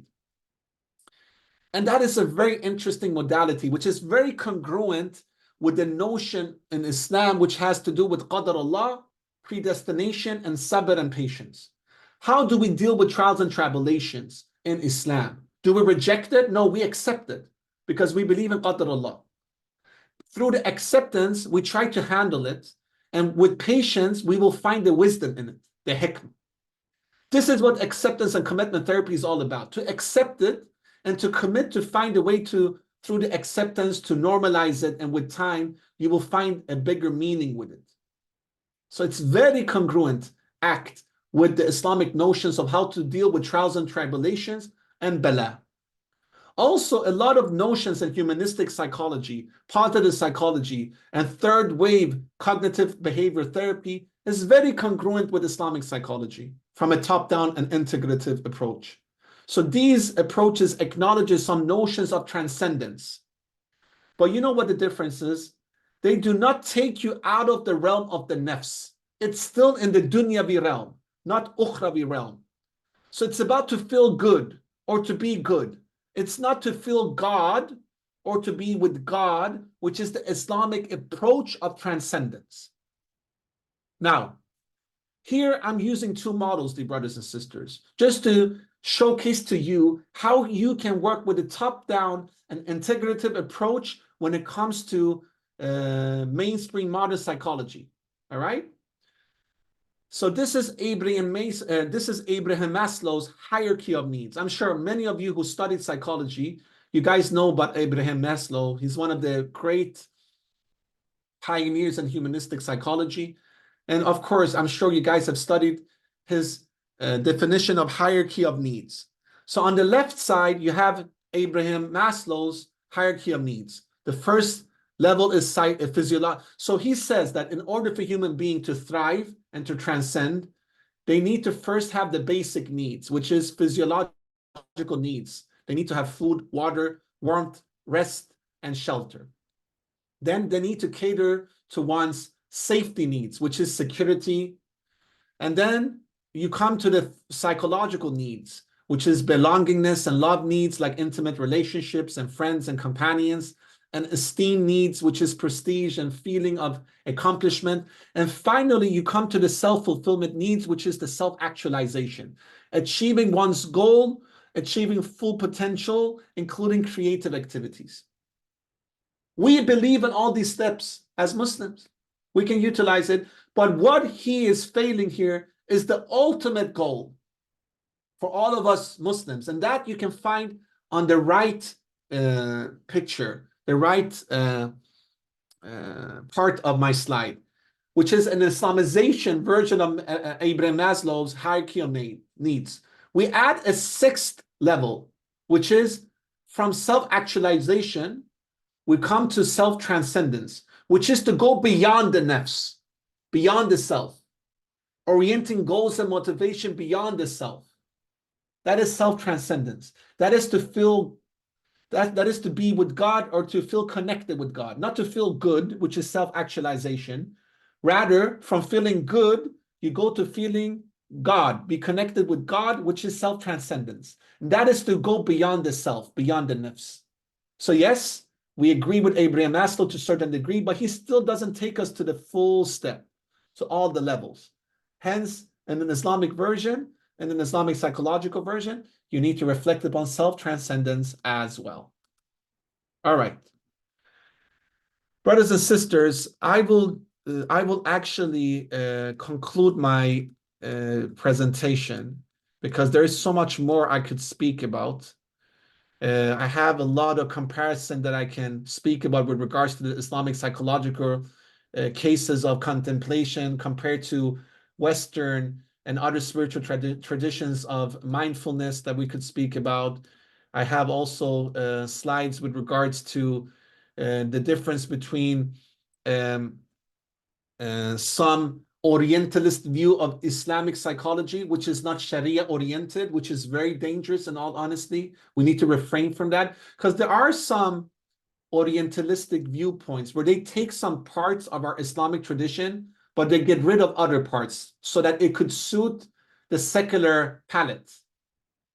We should be very careful about that. That's why we need to own ourselves as Muslims, the field of Islamic psychology, and we need to ourselves define it.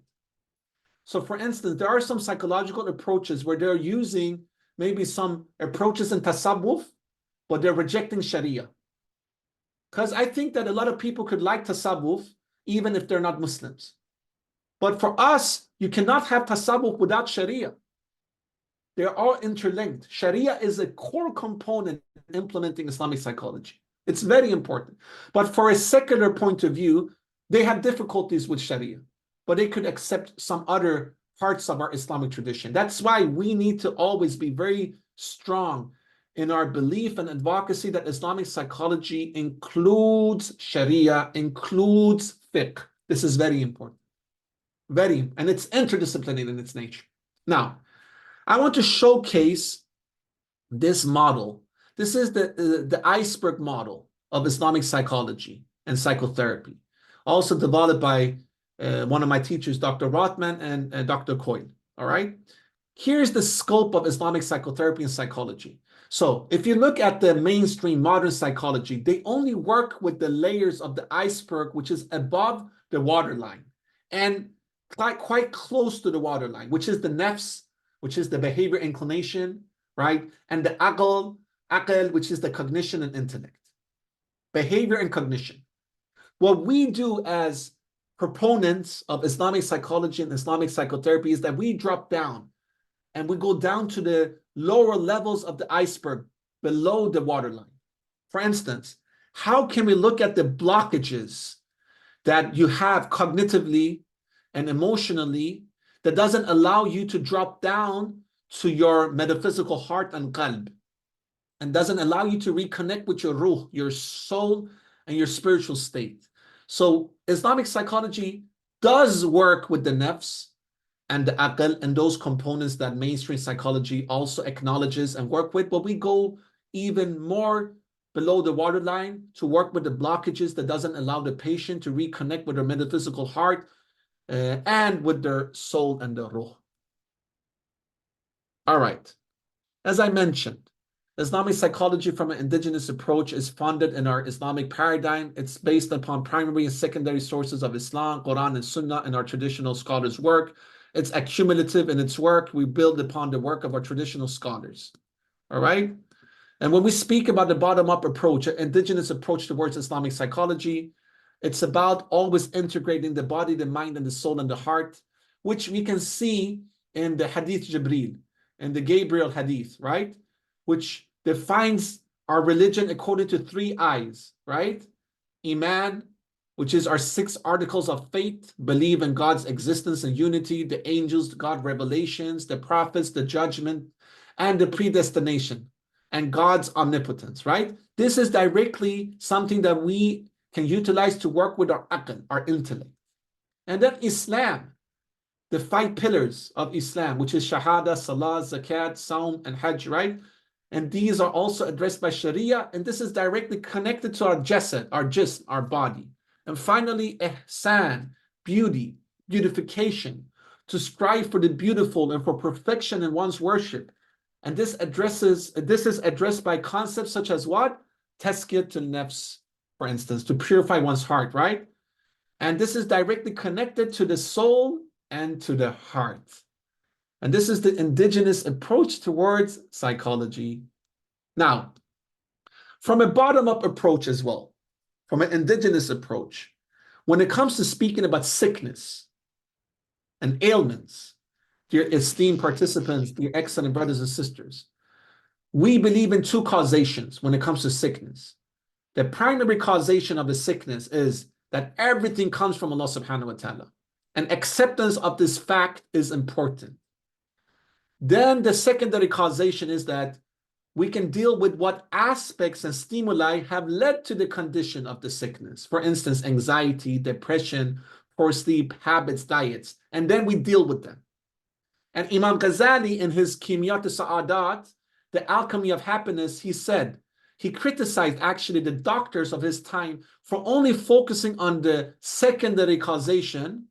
For example, only diagnosing melancholy and prescribed medicine, instead of perhaps seeing the depression as Allah subhanahu wa ta'ala's way to make the client's interest in dunya and the worldly less prevalent, which could facilitate a greater inner spiritual seeking and contact with Allah subhanahu wa ta'ala.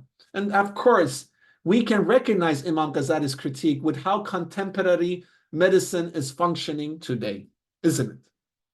All right, brothers and sisters, I'm going to conclude my presentation now. I had a lot of slides that I went through that I didn't go through, and I have some more slides that I won't be able to go through. This next phase of my presentation is how we go from Islamic psychology to Islamic psychotherapy, and I'm actually sharing a case study from one of my clients and how I conceptualize this client's health from an Islamic psychological point of view, and then I come with interventions from an Islamic therapeutic point of view, and I'm explaining it in this presentation.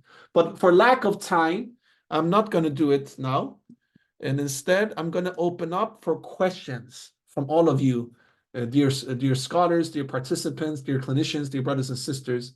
Thank you so much for listening to my lecture. I really appreciate it. Please forgive me for any shortcomings from my presentation. If I said anything wrong, rest assured that all the mistakes are solidly mine. And if anything good came from my presentation, it's all from Allah subhanahu wa ta'ala, and all the mistakes are solidly mine. I'm going to write my contact details in the Zoom chat. Feel free to reach out to me. You can also reach out to Imam Yusuf and Sister Yumna. And we're very honored to have you all with us. And we hope that you guys want to join ISIP's Kenyan chapter. And I'm really looking forward to come to Kenya to do lectures there with all of you, do trainings for mental health professionals and for religious leaders. And we can do conferences and many other initiatives together, inshallah. Jazakallah khairan. With this, I will let Imam Yusuf and Sister Yumna take over. Barakallahu fikum. Assalamu alaikum wa rahmatullahi wa barakatuh. Thank you so much, our esteemed guest, our esteemed lecturer, Brother Seyed Jamaldeen, for that very, very insightful and deeply touching and invigorating lecture. I would like to recognize the presence of Dr. Riziki, who is the chairperson of Muslims, Psychologists and Counselors Association, MPCA. She's here with us, and inshallah, we hope to have some more collaborations with the ISIP, MPCA, and ISIP. Dr. Riziki, please, can you say a word, please, to our esteemed guest, and some few remarks, please.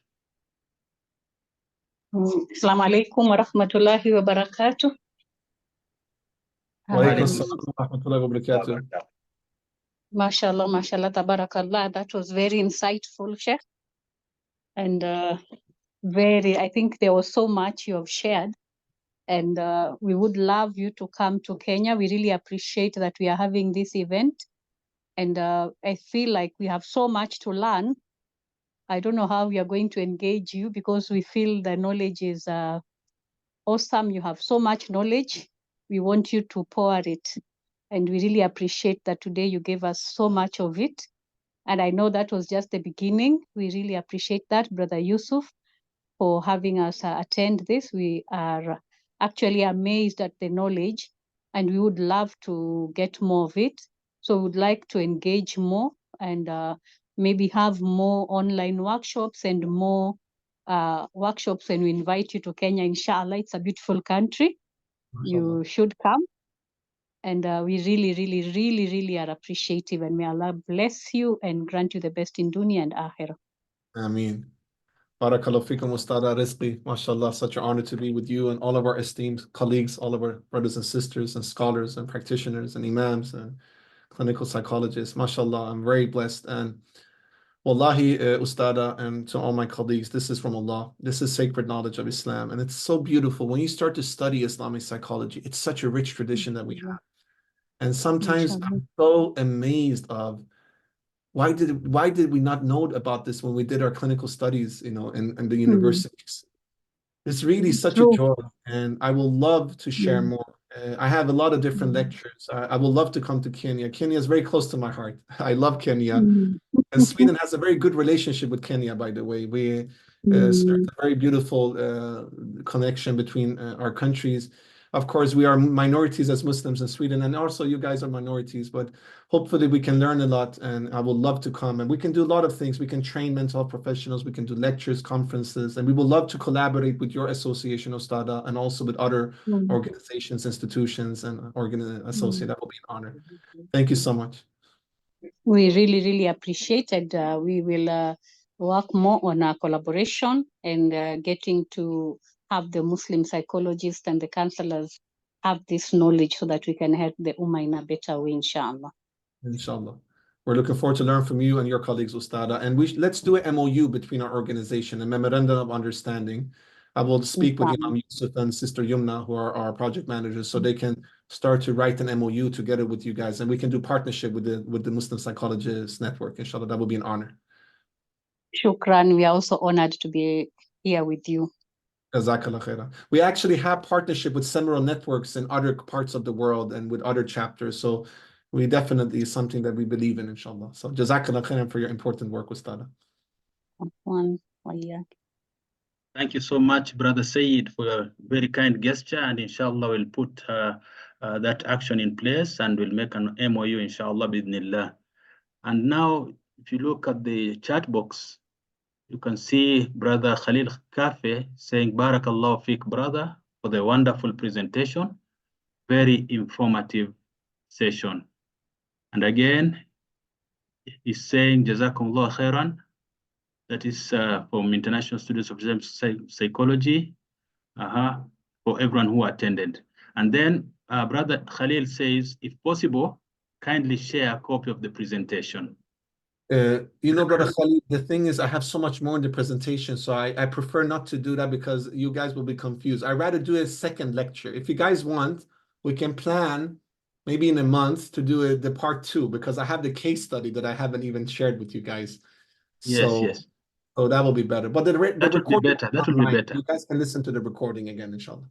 We'll inshallah, we'll surely organize a lecture session 2, Yeah.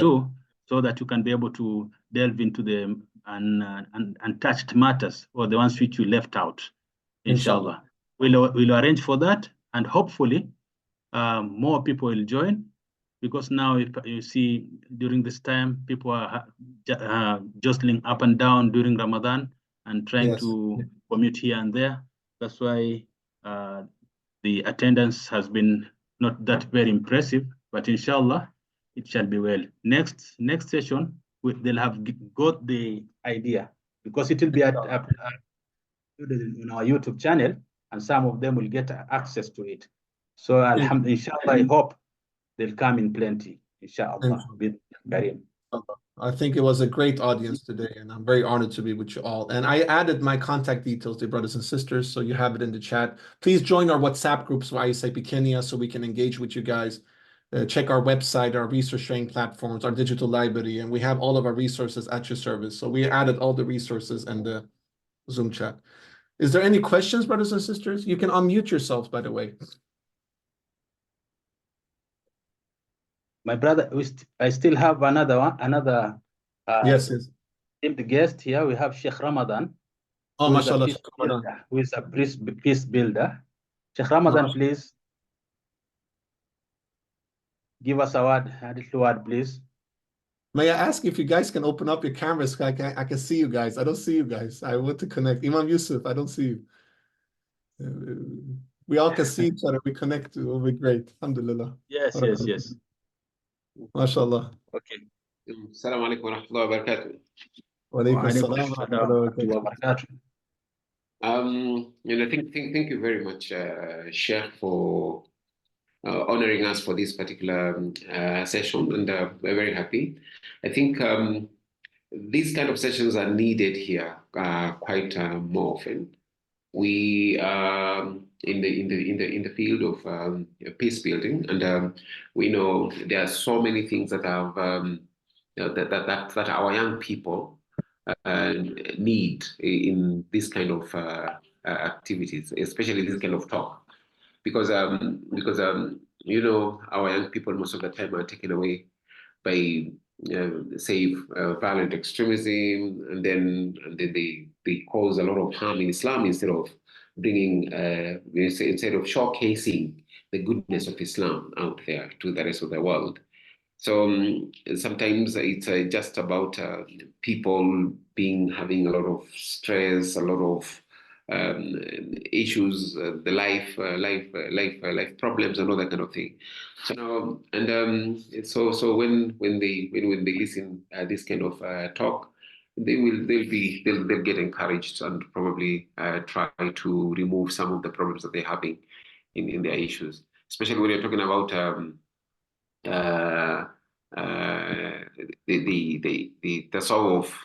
You touched something about tasawwuf, about nafs, and all these kind of things. I think that's very, very important for people to understand.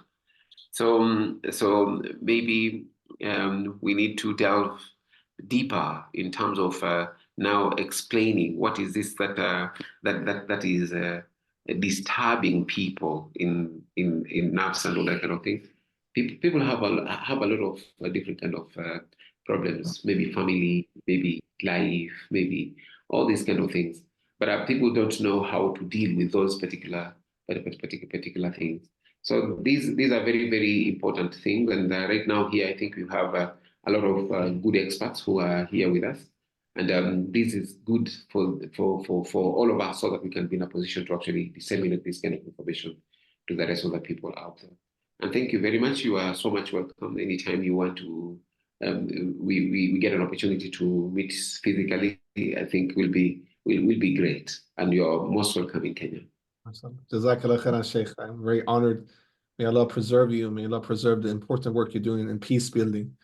Islam is the religion of salam and peace, and I really enjoy that. And even though we can have criticism towards other philosophies, we still can work together. This is the beauty of Islam. And that's why I always speak about multiplexity first, just to root people that what happened with adab al-ikhtilaf, both internally and externally.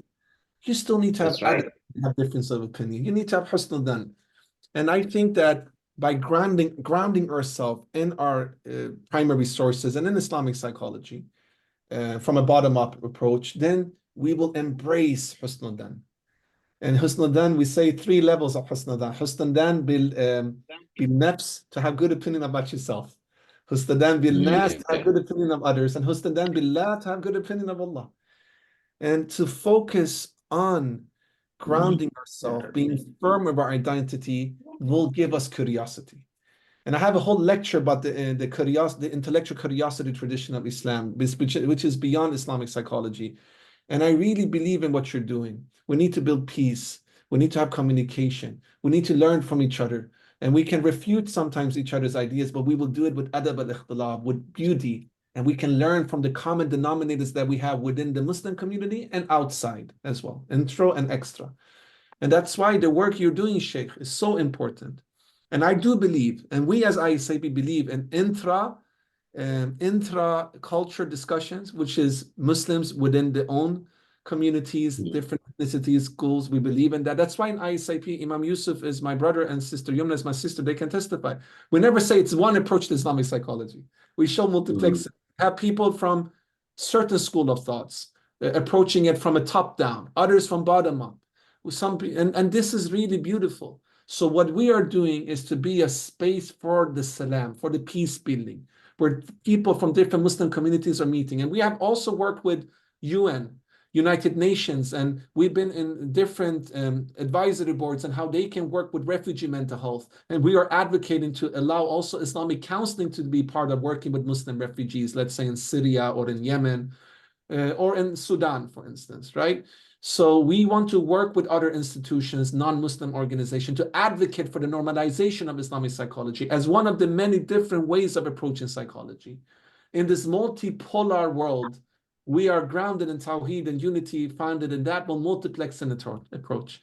So this is exactly what you're doing, Sheikh, and we're very honored to be with you, and we're honored to work with you to build peace and stability in Muslim communities. Also, another thing that I can do for you guys is to speak about Futuwa, how to bring men into sacred manhood, how to bring women into sacred womanhood. There is a whole approach in our tradition called Futuwa, which we can utilize because we need sacredness again in our characters, to be responsible leaders of our communities. And together with all of you esteemed colleagues, we will be able to do this, inshallah. And ISIP is at your service. This is your movement. This is your organization. We're like a family. We always treat each other with ihsan and with beauty. And we believe in this diversity we have because the unity comes from Quran and Sunnah. So it's not arbitrary. We believe in Quran and Sunnah, but from that we bring in diversity and peace, inshallah. Jazakallah khairan, Sheikh. You're doing an amazing job. Looking forward to come and visit you in Kenya, inshallah. Thank you. Actually, you mentioned something very, very important. That's something that many young people or many people nowadays lack. Everybody knows everything.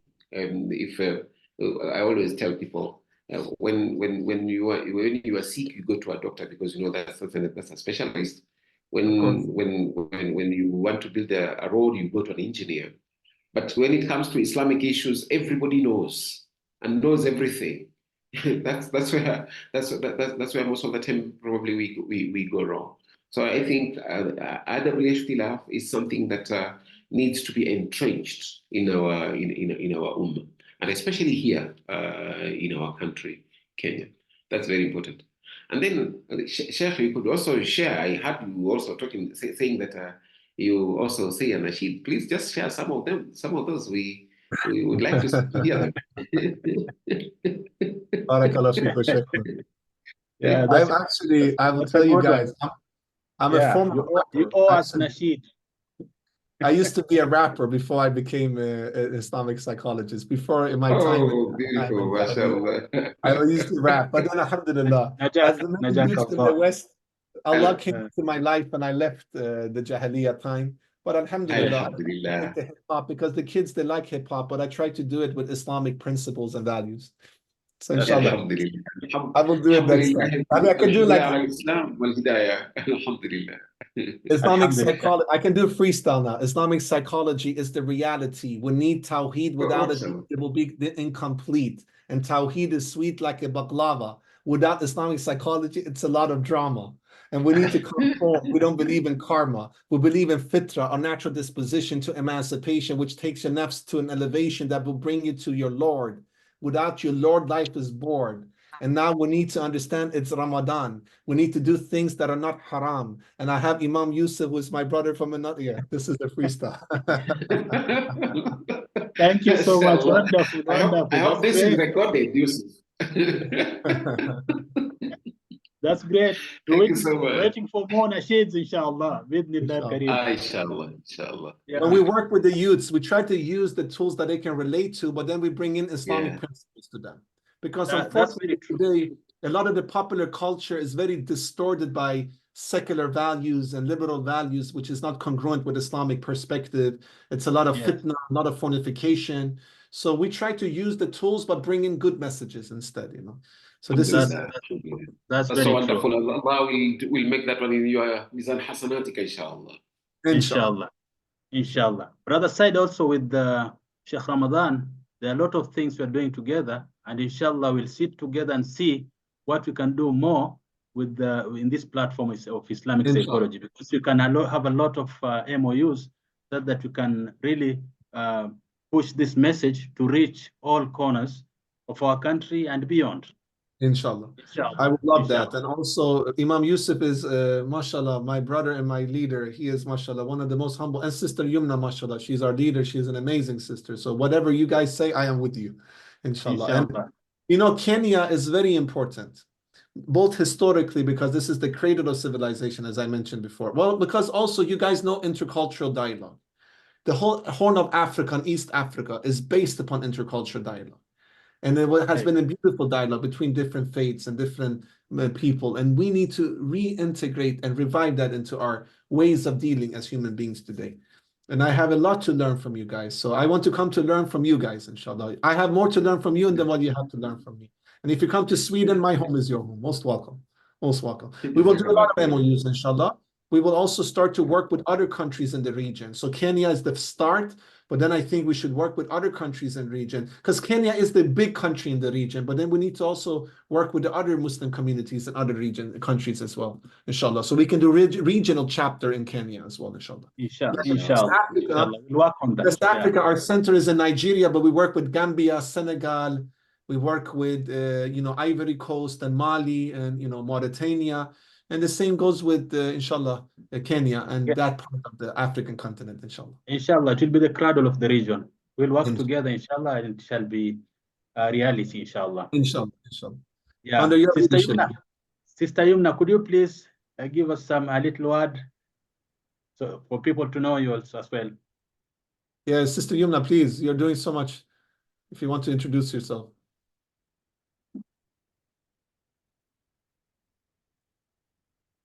MashaAllah, Sister Yumna is one of our pioneers. She has done such an amazing work, organizing, facilitating, advocating, networking, leading in such an excellent manner. We're very honored to have her with us as one of our dear leaders and colleagues. Sister Yumna, are you there? Yeah. Please introduce yourself. Assalamu alaikum wa rahmatullahi wa barakatuh. Assalamu alaikum wa rahmatullahi wa barakatuh. My name is Yumna Adwani. Alhamdulillah, Jazakallahu khairan, first of all, to Brother Yusuf and Brother Jamaluddin for carrying on this program, alhamdulillah. I am a counselor, alhamdulillah. I've done counseling psychology, so alhamdulillah for that. And it's a proud moment indeed for us Kenyans to experience this by Brother Jamaluddin, the lecture and everything, inshallah. So thank you so much for everybody to join in, and inshallah feel free to communicate with the ISIP, and any questions you have, you can ask us, inshallah. Khair.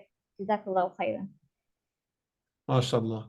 And also, dear participants, all the shuyukh, all our scholars, all of our practitioners, all of our brothers and sisters and colleagues, please join our WhatsApp group, ISIP Kenya. That's where we can connect and start to plan. Also, if you all have registered, Brother Yusuf, Imam Yusuf and Sister Yumna will share the recording link to email out to all of you, and also the WhatsApp groups, and we will add you guys, inshallah. So most welcome to the family, and we're very honored to be with you all, inshallah.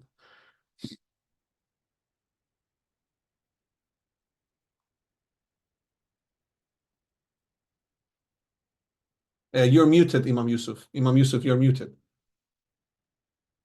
Yes.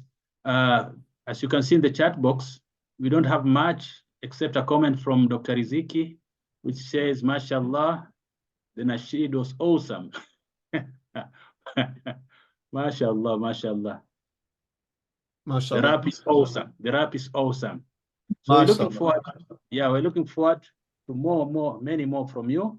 And hopefully it shall be read. Since there are not so many questions, I think it will be good if we wrap up so that we can go for Asr prayers now, because the time is not on our side.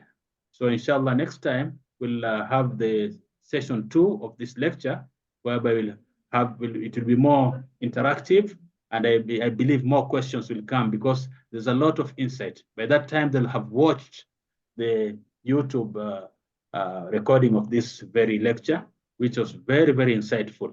I think there are no questions because the material is so much. You know, people are not expecting to find so much information in such a short span of time. Jazakallah for the presentation, and inshallah we're looking forward to having you once again, and inshallah we'll arrange for many, many more programs and lectures. Jazakallah khairan, Ustad Imam. Thank you so much. I know that ISIP Arabic needs the Zoom now. I'm seeing that. Sorry for our colleagues in ISIP Arabic. We will wrap it up in 1 minute, inshallah. Our sincere apologies. Just want to thank Imam Yusuf and Sister Yumna for organizing this venue in such an excellent way. I want to thank all of you, dear shuyukh, dear scholars, dear practitioners, dear colleagues, dear brothers and sisters from Kenya, and all the Kenyan brothers and sisters here. Such an honor to be with you all. You're all doing an amazing job. Thank you, Ustad Khalid, for reciting the Quran. Thank you, Sheikh Ramadan, Ustad Rizqi, Brother Valentine, Taslima, Maryam, Kauthar, all of you. Thank you so much for joining. I'm looking forward to meet you all. And without any further ado, Ramadan Mubarak. May Allah subhanahu wa ta'ala accept your siyam and qiyam and good deeds. And we will be in touch soon, inshallah. Jazakallah khairan. Assalamu alaikum wa rahmatullahi wa barakatuh.